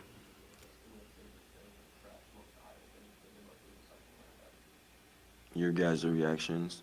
I think that was the best. I think obviously it's, when you do a podcast, I'm kind of entering your world now. I'm becoming one of you guys. When we talk about other players or the team, I'm doing media now, and it's funny to see how people take your perspective or take your reaction or opinion in different ways, and some people agree, some people don't. And we do the same thing with you guys when you guys say something, so it's funny to see on the other side, really. I think that's the favorite thing about the job. I kind of understand you guys a lot better.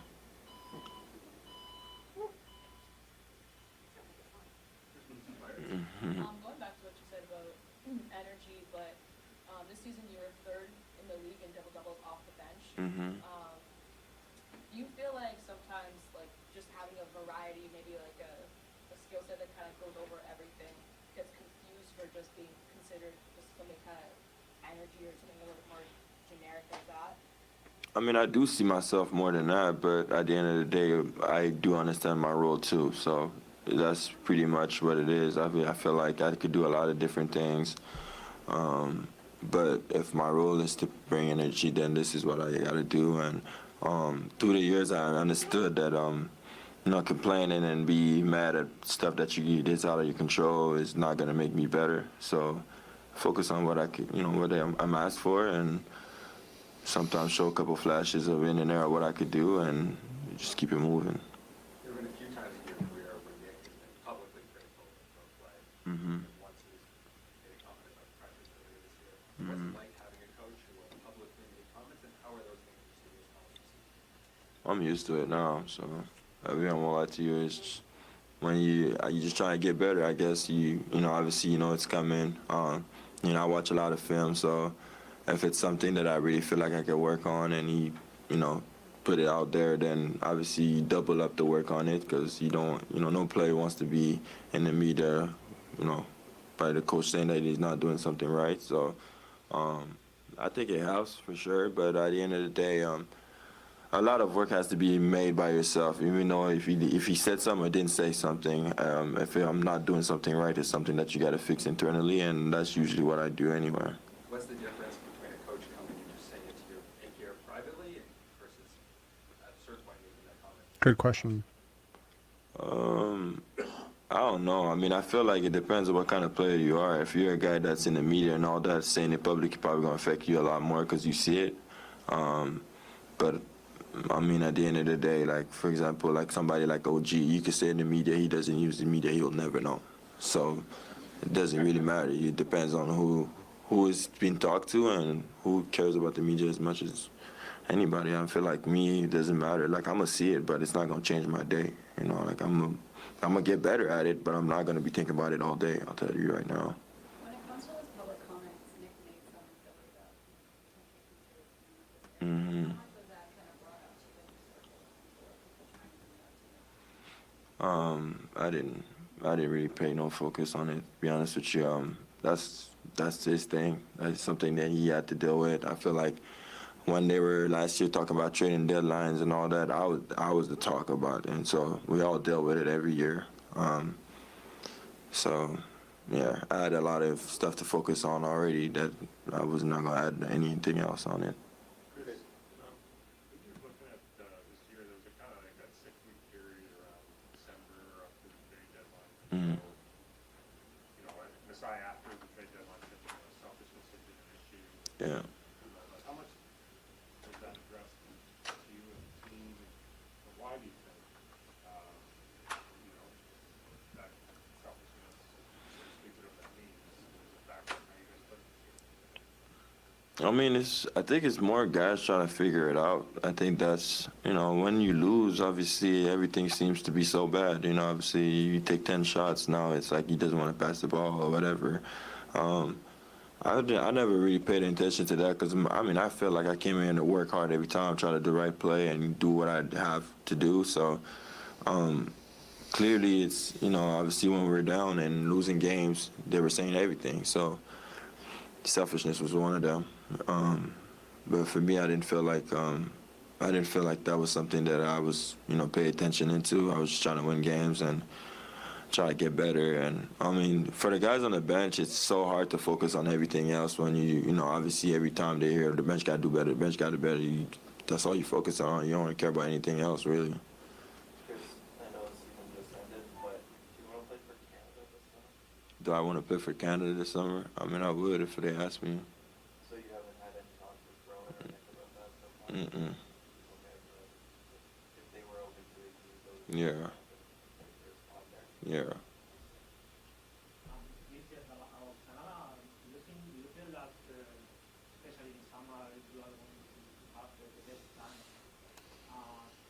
How many people here speak French? I'm just curious. I'm not trying to like frustrate Hold on, people. what? This is like, it's like 3-4 straight minutes of French questions.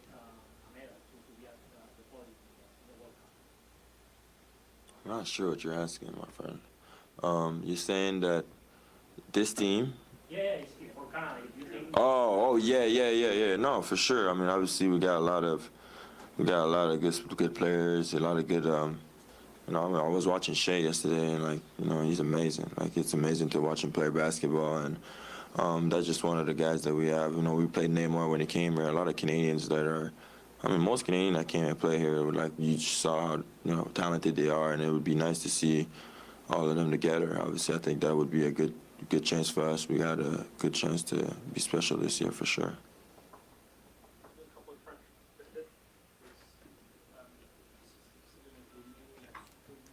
Mm-hmm.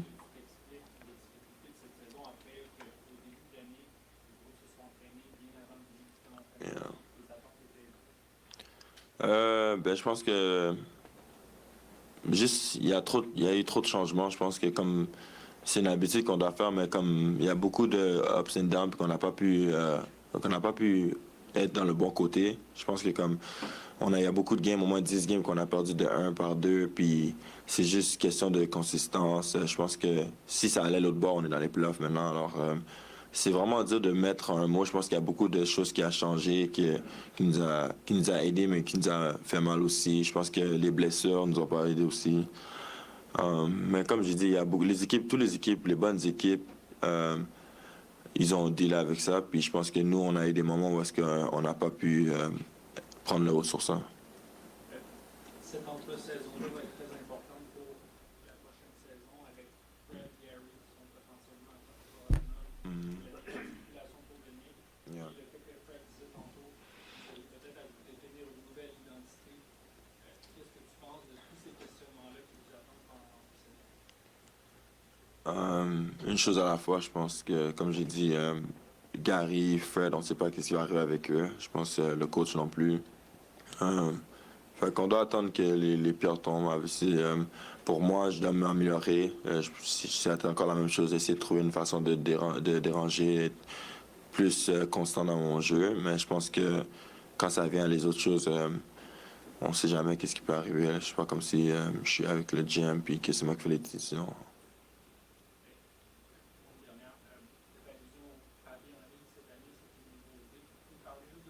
Comment ça a influencé ton interaction avec les amateurs cette année et si tu as fait en allusion avec le public?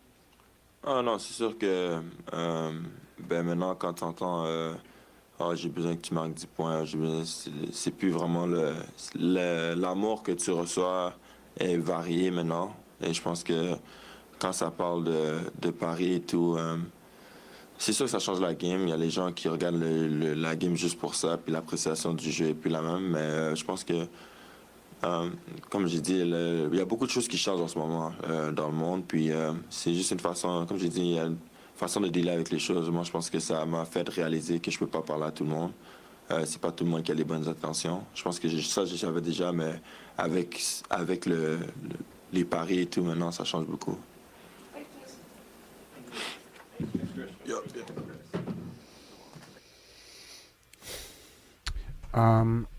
It feels like Masai and Bobby potentially will speak to the media tomorrow, ideally after they have their end of season meetings with the players, and hopefully they can gather some direction for this team. I was very encouraged by what I heard from Scotty. I was very encouraged by what I heard from Pascal, and I was very encouraged by what I heard um, from OG for the most part.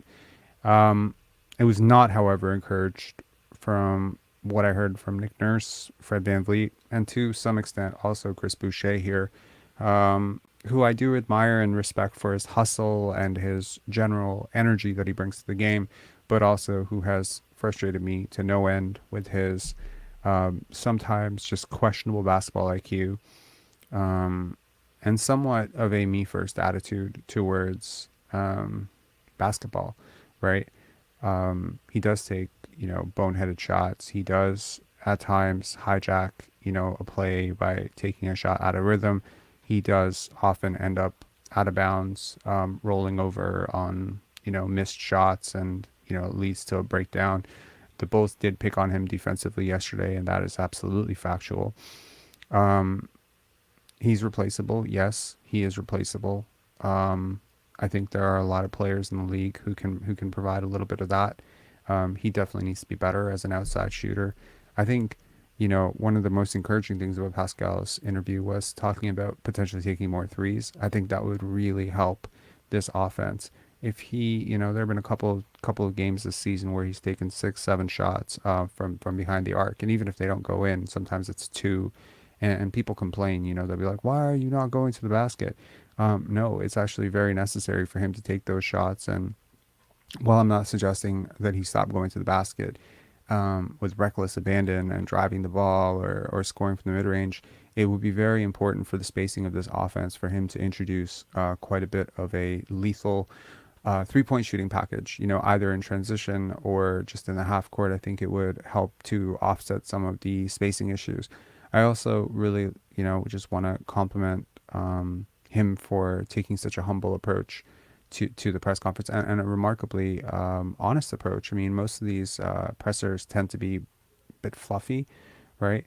And I can definitely tell you that most of those answers were absolute PR guff. It was just it was total like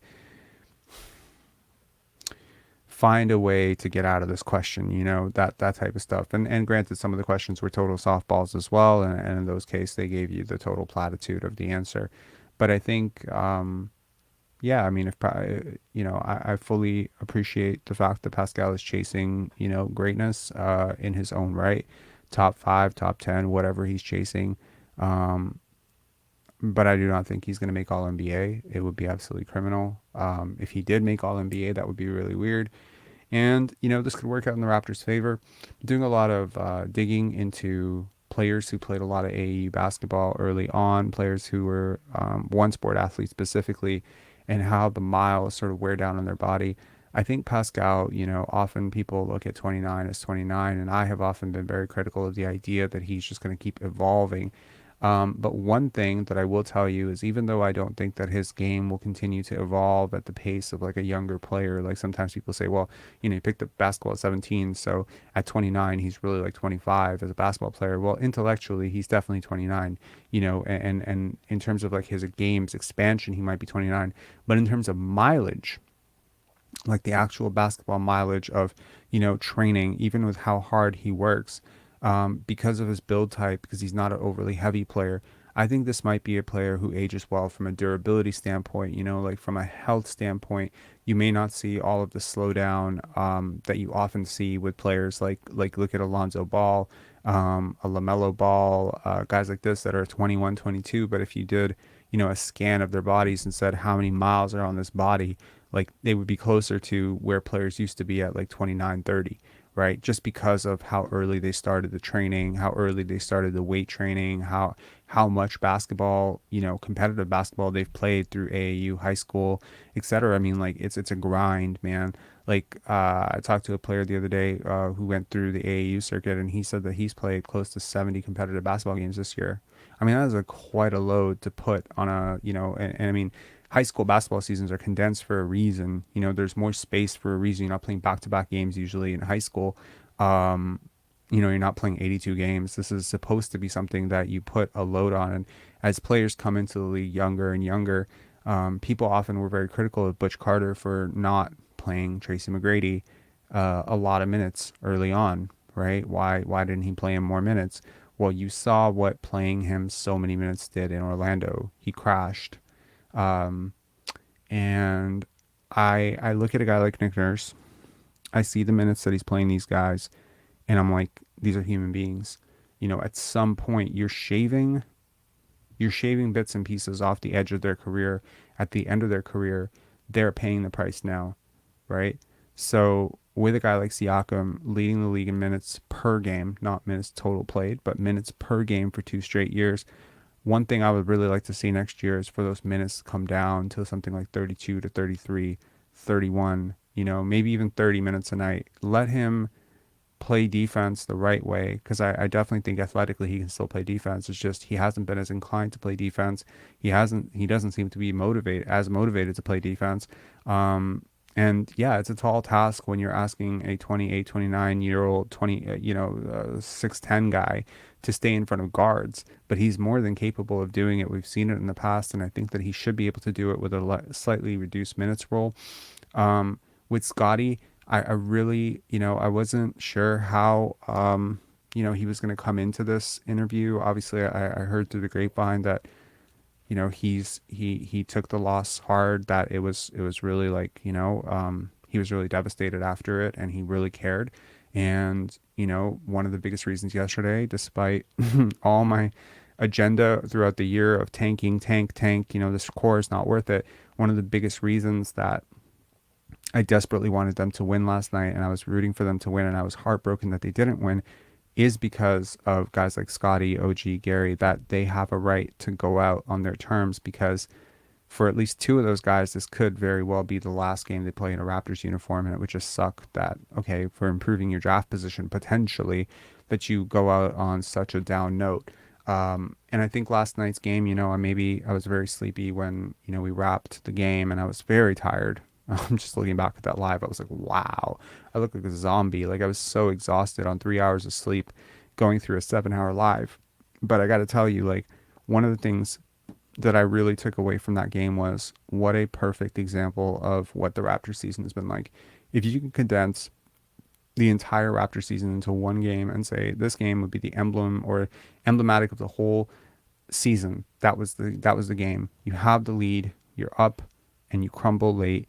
A lot of it is self-inflicted. A lot of it is shooting variance. Some of it might be DeMar's daughter. But in all honesty, it was a winnable game. This team has had chance after chance to win games. They've been up huge in the first half and blown it. They've been up in the fourth quarter and blown it. Playing with a lead, knowing how to close teams out on the road, playing well on the road. These are all things that require leadership. When you're on the road, your leaders need to keep everyone in line, keep everyone in their hotels, keep everyone focused away from the distractions. When you're on the road, it's your leaders who step up to, push out the noise that you might be experiencing from the crowd, to be so mentally brittle and so like, I don't know, call it weak-willed. Sometimes it just comes down to, it's such a platitude in sports, this team wanted it more. This team wanted it more. Last night, I think that was just true. You weren't really sure. There were two sort of disastrous teams coming into a conflict of, who was going to advance. And yeah, they were like it's the nature of basketball. Someone had to win that game. And it feels like the Raptors, dodged a lot of bullets early. I'm going to tell you right now, maybe I didn't bring it up in yesterday's live. That should have been probably a 20 point win for the Bulls. It could have been a 20-point win for the Raptors. But the way it ended up, it should have been a 20-point win for the Bulls based on how the Raptors played. The Raptors got bailed out over and over. I watched the game this morning just so that I could hear the commentary and, the national broadcast and stuff. I must have counted at least 12 debatable calls, like total blown calls on the Bulls, where I'm like, how did that result in free throws? How is that not called a foul? How is that not a goaltend? Over and over, it was like the refs were just giving it to us. Like, here, take it. Here's a platter. We know you've had a hard season. You're at home. We want to put the Bulls out of their misery. We just want to send them packing. Here you go. Here you go. All that bias of American refs can't, always against Canada. Boom. Here you go on a soft platter. And man, and honestly, the other end, I counted maybe one debatable call against the Raptors. It was so uneven. It was almost like the league tried to fix it for you, and you couldn't make it work. You couldn't make it work. Home court advantage be damned. That game was so poorly officiated, in my opinion. Does anyone else agree? Like, let me know. Like, I watched it over and I was just like, unbelievable how many times they hit DeMar DeRozan. He didn't get an and one. He didn't get a call on it. He's getting chopped at his hands and stuff. It was ridiculous. It was self-inflicted. And you're hearing this team right now, and you can tell Pascal took that loss hard. Maybe he didn't know it was coming. Maybe he bought the hype. Maybe he bought the talent argument that, we're just too talented. This is the same guy who just about a week ago said nobody wants to play us. Nobody wants to play us in the playoffs, right? That was the quote. Nobody wants to play us in the playoffs. And today, it's April 13th and his season is over, right? That is humbling. To Fred VanVleet, on his press tour. I hope all of these people learn. To Nick Nurse, just capping to the media like this, and I'm glad that they pushed back. And you can bet your bottom dollar that when he is relieved of his head coaching duties, and I don't know how at this point, with the number of people calling for his head, if he manages to keep his job, or God help me, manage an extension, I want to know what dirt he has on this organization that they are allowing him to continue doing this. We get it. You won a championship. You had a great team. Right now, you have a very talented team. It hasn't come together, and you have not done a great job. You don't do a great job with the bench. You're not doing a great job with development, and you're not doing a great job with maximizing the talent you have on this roster. So, in my opinion, if I had to give him a grade on this season, he probably gets a lower grade than anyone in this organization, including the coaches, including Fred, including Pascal. He is the one who has emboldened Fred VanVleet to take this role in the offense. He is the one who is not benching him. He is the one capping that Malachi Flynn, or Delano Banton are turnover prone. They are not. He is the one, right, who is controlling the minutes and the organization of this offense to some extent. He is the one who is supposed to hold these people accountable, right? What do I expect from Scotty? Look, I've thought about it a lot. I get on I get on my soapbox and I want to defend the guy so badly, but he did not have a great season. He didn't have a great season. He can definitely do more. He should do more. He should aspire to do more. His shooting started good, then it didn't go well. He had 2 separate months where he shot 39% from the field. He definitely needs to get better. He is a very talented player. He is an extremely talented player. I don't know how hard he worked last summer, but I can tell you from every account that I've heard, and these are people who were, there with him, he worked hard. Does he need to work harder? I'm sure he'll make that determination for himself, and I hope that he will work as hard as necessary to take the relevant steps and the necessary steps for his evolution as a basketball player, But do I believe that he's just dogging it and just, Twitch streaming and, not coming into the, he basically called out his own conditioning. I mean, do you realize, he is leading the team in minutes for the second year straight. He is often one of the top leaders in the league in hustle stats and distance traveled on defense. What he's being asked to do is incredibly hard. One thing I'm happy about, though, is that 15 points, 15, 16 points a game, all the clutch scoring. You'll notice that not one question was asked, how did you take over in the fourth so often, Scotty? How are you shooting so well in the fourth quarter? How are you upping your percentages every single game? If your conditioning isn't good, how are you able to have so much energy in the fourth quarter? I don't remember a single question like that, but I tell you, if they gave me a media pass, that's one question I would definitely ask, is if your conditioning is such an issue, how are you able to dial in the fourth quarter? Is it just a will to win? Is it just talent? I think that sometimes with young players, you see snapshots, snippets, and then the work in the third year, second year is how do I get to a point where I can do what I do on my good nights on most nights? How do I make most nights look like that Milwaukee game? Now, obviously, 19 points in fourth quarter and overtime is an absurd standard to set. But there's really no reason that he can't do. If you can do that against Giannis and Brook Lopez, if you can do what you did against Ben Simmons and Kevin Durant, there's no reason you can't do it against, DeMontis Sabonis. There's no reason you can't do it against Zion. There's no reason you can't do it against anyone. Because if you can do it against those guys, if you can bring your A game against LeBron in LA last year, if you can bring your A game against, the top matchups, well, then how do you get to a point where you can turn all of those games that you're super hyped for into a normal game? Now, that's the level up, right? The level up for Scotty is going to be, how do you turn your 10-point games into 20-point games? How do you turn your 20-point games into 30-point games? Because I'm not denying that he's always going to be motivated by, the big moments. But how do you take those 0, 2, 6, 8, 14, 12, 3 for 14 nights? How do you take those nights and make them consistent? And I think he's hit it on its head. It has to be conditioning, right? This is a crazy load to put on a 21-year-old. I'm just saying straight up, banging with a center one night, picking up full court on point guards the other night. If you haven't played basketball, honestly, I understand that you don't have any empathy for it, how difficult what he's doing is, but it's honestly exhausting to watch him play. I broke down some of his game film in some of those low light highlight videos. I think there's a video called Scotty Barnes Works Harder Than You Think. The amount of activity that is required from him, navigating screens, scrambling, covering, rotating, setting screens for his teammates, taking the contact there, getting into the post, crashing the glass. It's exhausting. I don't know a player who can do this on a night-to-night basis and then have anything left in their legs for offense.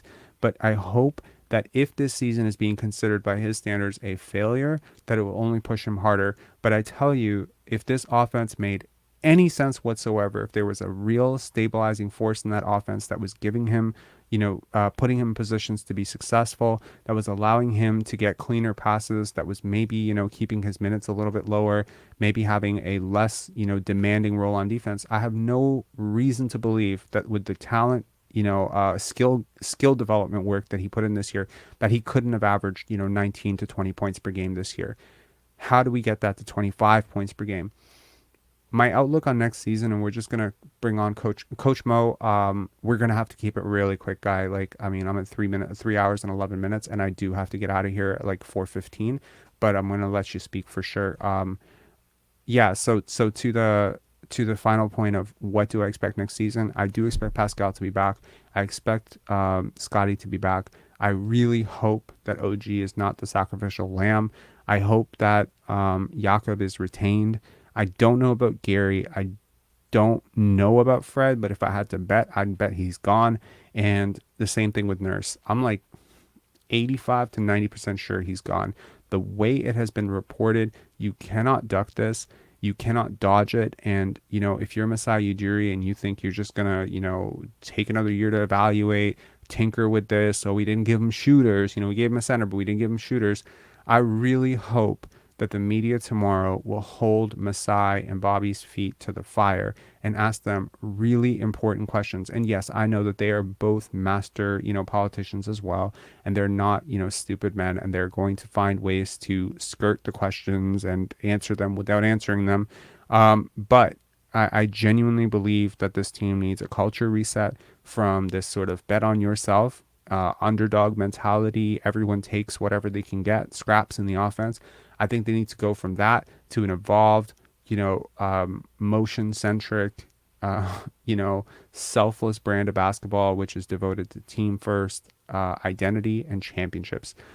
Go back to thinking about championships, go back to thinking about team success instead of individual success. This team has become very individual, not only in their rhetoric, not only in their play style, but also just as an organization. It's every man for himself. This idea and identity is so obvious when you watch this team. So I really hope that they can nip that in the butt, and whoever is responsible for it, whether it's Nurse, whether it's Fred, whether it's Chris Boucher, whether it's whoever, even guys that I really like Precious Achua, Gary Trent Jr., whoever it is, identify it, ship him out. Okay. Coach Mo, what up, man? Yeah, I was listening to most of the exit interviews, and that interaction with that Nurse had with the reporters about his comments about leaving basically summed up what I believe to be regular interactions with Nurse when players are. You can imagine a player talking to him and be like, "Well, you said this," or they're trying to get clarification. I could just see Precious trying to get clarification for his minutes or what he has to do. I can see Flynn, certain players that they want to be better. They want to improve, and they just want to know what they want, straightforward answers. And that interaction to me was frightening. If I'm a bench player, and how do you confront someone like that who has authority? How? That's how I've railed against gaslighting. I've talked about it several times about how it really bothers me when people, say things that aren't true. Like, how do you deal with it when somebody looks you square in the face and says, And you did your this? career in his hands. He holds your career in his hands. How do you confront someone like that? I think a lot of people fit this archetype in power positions. They find a way to get into powerful positions. And I think it is very difficult, obviously, to call out someone who can just look you in the face and tell you the sky is green. And you're just like, nope, looking at it, it's blue. Well, what is the color? What's the color anyway? Our visions are different, subjective reality. And you're just like, maybe it is green. Maybe I'm blind. Yeah. Maybe I'm colorblind. I think most people gravitate to the maybe it's my fault mentality, maybe I'm wrong mentality. And it's great. It's a great thing to be humble and to accept that maybe you're wrong, right? I think if you're a reporter, it can make you second guess your reality. Here you are asking him why he brought up these coaching, his coaching future, and he's telling you, well, you brought it up first. You asked me about it. And they're like, nope, actually, no, we And they're checked. done. They're fed up. Did. They're fed up. You can And, tell they're fed up. You can tell they're fed up. and then They he can't says, stomach it anymore. did you write about it or did you not? Now here's the thing, if you write about it, and he chooses to address it, and he addresses it in the absolute worst way possible. Mhm. See, because it's one thing to come out and do the party line, which is, hey, look, I know there are some rumors out there. I know no one asked me to address them, but I'm going to address them right now just to clarify my position with this team. Well, okay, yeah, okay, let's role play this. You be a reporter, I'll be Nick Nurse. I'm going to answer this honestly and politically. And okay, just ask me the question. What question do you want me to ask you? I want you to ask me the question that's going to prompt me. Ask me about the rumors. Okay. What prompted you to expand on your future unsolicited? See, I'm an honest person. I don't even know how to answer that question. Yes. No, but see, here's the thing. And if I was up there, I'd be assassinated because they'd be like, see, he's so nervous. No, I mean specifically the question that prompted this. So the question that specifically prompted this was an open-ended question after the Philadelphia game or before the Philadelphia game, which was, what are your general thoughts on this season? Where's your head at in this season? So if yes, that was the question. Yeah. So ask that question. Okay, you just asked it. Answer it yourself. You just asked it. Pretend I said it. Okay. Look, we are gearing up for the play-in, and I am the head coach of this team. And I almost want to say it with it's hard for me, man. I don't know how to lie. Okay, let me try this again. Okay. We are gearing up for a playoff push. I am the head coach of this team. I realize that there have been some rumors out there about so-and-so coming in to replace me, or me wanting my interest somewhere else. I have to lay this straight, and I want to address this once so I don't have to address this again. I know that the vultures have been out there and speculating. I am committed to being a I'm committed to the Toronto Raptors. I am committed to this team. I'm committed to us making the playoffs and making, and raising hell when we get there. Boom. Political as fuck. Nip right? it in the butt. Nip it in the butt. So I will not be answering any further questions about this topic. My future with this franchise, as far as I am concerned, is not a point of discussion. It is not something that I need to debate. It is not something I need to address any further. It is not something that I would like to discuss publicly. So please do not ask me this question in the future. I am committed to the Toronto Raptors and our success and the team's success going forward, and to the 17 men in the locker room. Boom. Hire me for a fucking head coach, MLSE. Like, this is my point though, right? Like, it's like, that's what you need to do. You need to not only, you use the opportunity. If you're a real politician, you use this opportunity to be the virtuoso good guy, right? What he did was go the exact opposite direction. I don't know. Like, this guy's so weak-willed, like he's so weak. Like, I think Bobby Marks addressed it. He's exhausting. I think there was a video with Bobby Marks. I hope I'm not misquoting him, but he's just watching him, being around him for like even a few minutes, it's exhausting. Like, he complains about everything. Yeah, I know. Right? And it's just like his stress level. I mean, are we sure that Pascal is just not clutch, or are we sure that we have a coach who's just like raising the anxiety level of every single person on his team? You know when I get anxiety watching him? He'll call a timeout, and the first 30 seconds of the timeout, while his players go to the bench, he's chewing out a ref. Like, a quarter of his timeout is just dealing with the referees. But have you seen this heavy.com article? No. What does it say? Trent? Oh, I got a little bit to read for you. So it says the Raptors tried to rebuild the magic they got from the 2019 NBA championship. The thing is, the roster contains a high amount of individual talent that should have prevented it from being mere 500. And Fred quotes, I mean, sure, for sure, but it also drives home the fact that I've made a living on beating talented teams and talented players. Talent by itself is not good enough. You still got to do everything right every single day. You got to be able to play as a team. You got to be able to execute it in close games. And then this is the great part. Asked if his teammates fully grasp what they have and what they could be accomplishing, VanVleet says, I've been screaming it for 2 years. You know what I mean? I think at a certain point, you can't make anybody grow up It's going to happen at their own pace and their own speed. That's the frustrating part about maturity and just the development stage, is that you can't harp on it all you want.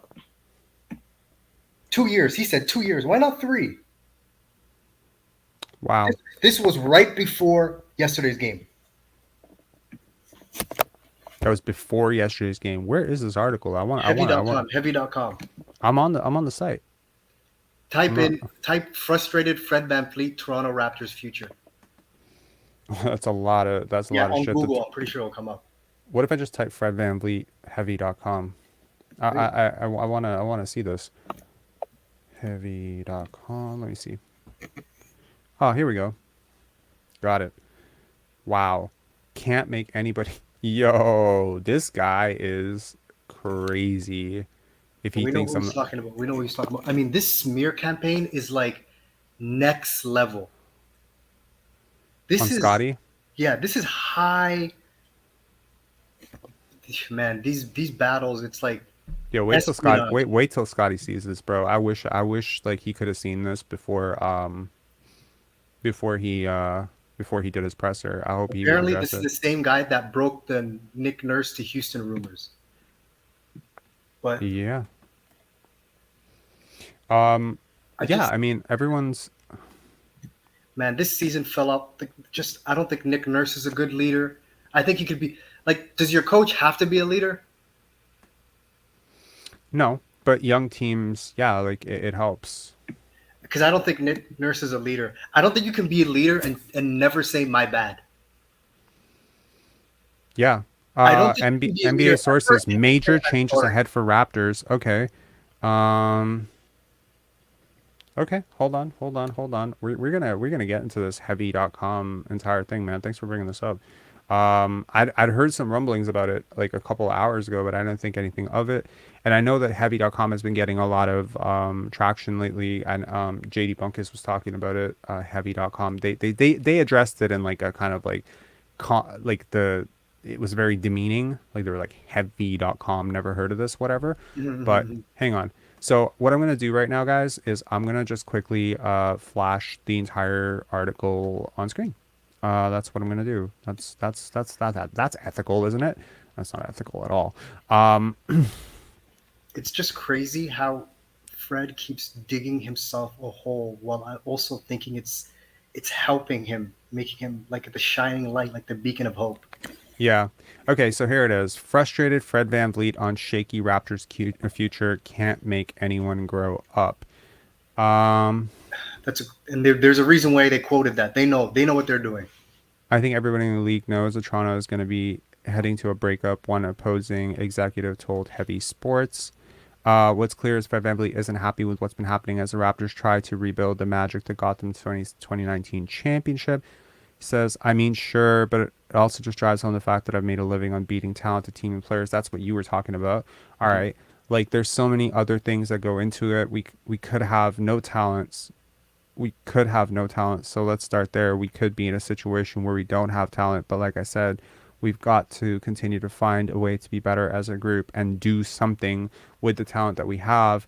I've been screaming it for 2 years. You know what I mean? I think at a certain point, you just can't make anybody grow up. It's going to happen at their own pace and their own speed.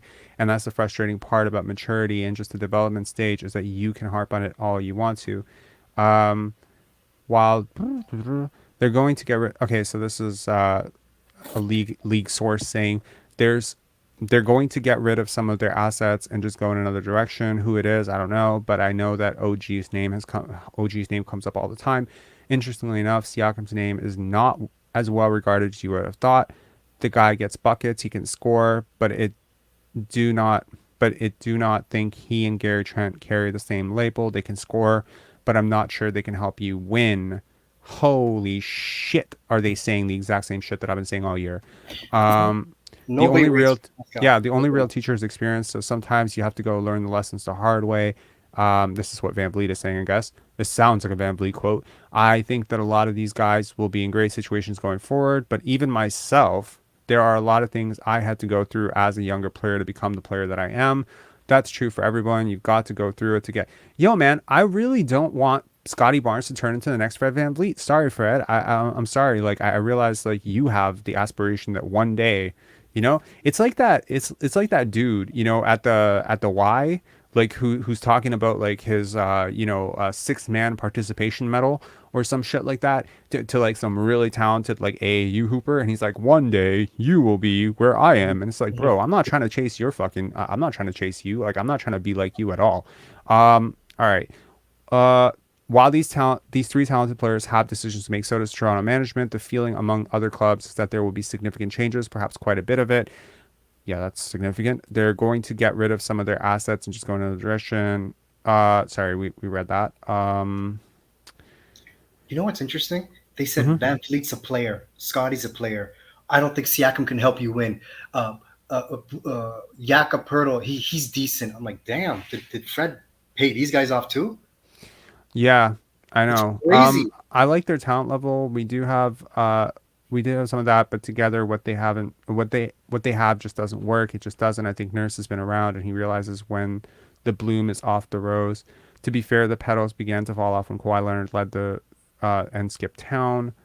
Facts. First, you've just got to be a student of the game and understand that the situation that we're in is not unheard of. It's not uncommon that some teams that go and compete for a championship kind of put all of their chips in for the chip, so to speak. So you've got to try to put it back together after the fact. And I think that some of what we're going through now is you're seeing some of the residue from going all in and trying to put it back together. We do have talent and promise and opportunity. I mean, sure, I guess. At the moment, the Raptors still had a shooter's chance. Now they have Hoop Summer. Wow. That article, the thing that stands out to me is Pascal's a bum. He's like Gary. Jakob Poetle, he's decent. He's okay. Van Vliet's a player. Scotty's a player. I'm like, wow, okay. I mean, in the right situation, he's not wrong. Like, you remember, like, I always reference that video. Like, if we went all in for KD, I wouldn't want to get rid of Fred. I wouldn't want to get rid of Scotty. I wouldn't want to get rid of so and so and so and so. And OG. But those and OG, like, those were the three key players that I would have kept in that situation. Why was I not including Pascal in that? Why would I rather ship out Pascal in that situation than OG? It's just because what he does, I mean, as fancy as it looks and as nice as it looks sometimes, until he fixes his 3-point shot, it's not impacting winning the way that people think it is relative to contract, right? If his defense could get back to where it was in 2018, then sure, we're talking about a brilliant two-way wing who has a wing forward who has a couple of holes in his game. But if his defense continues to slag off, then what he does on offense is not helping you win. It sucks up possessions. It's nice to watch for someone, I guess. But he's not great. He's not to me, he's debatably a top 25 player, largely because of role and usage and whatever. And he is talented and he's got skills and whatever. But I think when you look at it, what does he do outside of the offense that feels easy to you? Because everything feels hard to me. He's just diving into the basket when he gets to the line. Is he a great free throw shooter? No. When he takes a shot from three, is he a great 3-point shooter? No. Is he a great mid-range scorer? No. Is he great in the paint? Like, is he dominant in the paint? No. He's decent. He's not great. So it's a lot of mid. It's a lot of mediocre. The only thing that's not mediocre about Siakam right now is his load. So if you decide to give, I don't know, like, what's the gap right now, talent-wise, between a Pascal Siakam and a Michael Porter Jr. or a Gary Trent or a Jeremy Grant? It's not seismic. It's not huge. No. It, like, if you give Michael Porter Jr. like 27% usage, he's going to put up like 28 to 30 points per game on really solid efficiency. He's not going to play much defense. He's probably not going to give you as much playmaking as Siakam is, but that might be a good thing because there are better playmakers than Siakam on this team. So really, it's like you are a player type that is like, okay, it's what I say. Like, he's a player type, like a pseudo helio hub. And the level that he would need to get to play that type of offensive role on a really good team, I don't think is a level that he can achieve No. realistically as a playmaker, as a basketball player, just how he sees the game. So it's a little bit of a catch-22 where it's like he's playing it over his head, but then if he were to play a different role, he becomes a very average player. Yeah, You know what I mean? because of his skill set, what he's good at. Yeah, because when you stand him in the corner and say, okay, well, we're kind of done with the playmaking part, right? So we're just gonna I mean, consider this. You know how great Norman Powell is off the dribble and getting to the line and sometimes even shooting threes and stuff, right? Getting to the What if rim. what if Norman Powell's family bought a fucking NBA team and decided, Norman Powell is going to be our franchise player, right? Well, very quickly you would start seeing Norman Powell averaging 26, 27 points per game on pretty okay efficiency. He would shoot a lot of threes.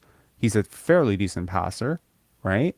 Mhm. So at what point are you going to start talking about Norman Powell in the same conversation as Anthony Edwards? Probably never, because he's not going to impact winning, and that team is going to lose because he lacks the dynamicism as a scoring guard to carry that level of load. I feel the same way about Pascal Siakam in that sense. He's over his head. Now, when he talks about being better as a three-point shooter, now I'm like, okay, this is good because now you can be a Yes. secondary. Now you can actually be a play finisher instead of a play initiator. And I'm not saying the play initiating isn't great. It's a good thing to have in your holster to have a guy who can run point for you in a pinch, but not all the time. Not like Weak side initiator, swing, yeah, take like advantage. exactly, like a secondary creator. I think he could flourish. He could do well. But you don't want to see him running like 18 to 20. But he doesn't read the game well enough. So again, some people are going to call this shade on Siakam. I hope that for those of you who are intently paying attention to the overall messaging of this live, you'll know that I'm not going in on Siakam or being like very down on him. But there are levels to what he can do mentally because of how he processes the game, and I think that is a very important thing to realize. But He's I mean, he's way too matchup dependent too. For a first option, he needs the right matchup. Whereas true stars, most of the five guys on the court, they can score on about four of them. yeah. Him, it's like he needs the right matchup and he goes to work. And like three of the five guys, he's gonna struggle with. So Someone saying this guy can't even speak English and he can't communicate at all. Who is this guy? Sorry, who are you talking about? Sorry, who's he talking about? I don't know. Anyways, Might be me. Who knows? I don't think so. Anyway, Coach Mo, thanks a lot for shining light on that article. I do need to get going, unfortunately. But it was an interesting stream to just go through all of these. By the way, it's wishful thinking for the media members to hold Bobby and Masai to the fire. I think that's wishful thinking. I think they can do it a little bit with Nurse because they think he's gone. You know what I mean? It's like the cowardly thing. He's on his way out, so you kick him on his way out. But when you know what I mean? So yeah. I hope they do. All right, man. Peace. Yeah. Have a good one. Cheers. Alrighty. Thanks a lot, guys, for tuning in. I think at one point there was like close to 300 people here, 250 people tuning in. I hope that you can learn to read through the words of people. These are practice politicians. The Raptors have a PR department. They are coached on what they are supposed to address, not address. They know exactly what questions are going to be asked, what questions are going to be provoked. And believe me, every person with a media pass knows that if they ask a question that they're not supposed to ask, there will have serious consequences. This is a business and it's worth a lot of money. You can't have the media, an honest media member, just deciding to, call things out. So if the media is this on Nick Nurse, trust me, these are severed ties. These are severed relationships. He's not going to forget what Will Liu just said about him. He's not going to forget what JD Bunkus and Sid Sixero and Doug Smith or whoever is talking about him. He's not going to forget what Michael Grain said about him. These are people who are very deeply interested, in my opinion. Again, my opinion. These are people who are deeply interested in preserving their relationships with someone as prominent as a head coach. They know he's gone. He knows he's gone. I hope he's gone. So hopefully from that point we can move forward. Where I stand on this roster going forward is cautiously optimistic. I do believe that if Scotty takes that next step, I definitely believe that this team could be back in the playoffs next year. It won't be a high seed. It won't be a championship contender, but it'll be a start of something. I really, in a month or so, expect, sometime around May, maybe mid-May. Expect a lot of draft coverage. We'll do lives. We'll do prospect scouting. We might even be able to bring on some people who've scouted these players live to talk about, especially when it becomes clear who the Raptors are going to be narrowing in on after the draft lottery, see where we end up, and just really take a look. I've been pretty good at predicting the Raptors draft picks the last 2 years. Christian Koloko and Scotty Barnes, I was dead on them. So let's see if we can make it 3 in a row and predict again. I did not see the whole Delano Banton thing coming in, but I did think that they were going to potentially look at Joe Wieskamp, and they ended up signing him later. So, who knows? I mean, eventually I'm right about that. But I think they have some good, and I'm really looking for the Christian Koloko is such a swing factor for me on this team. He's signed to 2 more years with this team. He was an older rookie. I think he can potentially come in and, he's your best shot blocker. At this age, he's your best shot blocker. He can make some seriously impressive switches onto bigs. This is a highly, and guards. This is a highly impressive skill set to have. I hope he can build on that, get stronger, get his touch around the basket going again. And I hope Precious Achiuwa will put in the work this summer to get better. I think this team has a lot of interesting pieces. They haven't always worked together, but I think sometimes you remove something and it's a little bit of addition by subtraction. Thank you all again for your support of this channel, of me, of this community. And yeah, thanks for putting up with me when I get a little bit salty and a little frustrated and a little impatient with people in the chat. Sometimes, it's difficult to watch somebody just troll the chat like for 15 comments in a row and not say anything about it. So yeah. Anyways, would I want Ime? I certainly would not have made an entire video about how much I want him if I didn't want him.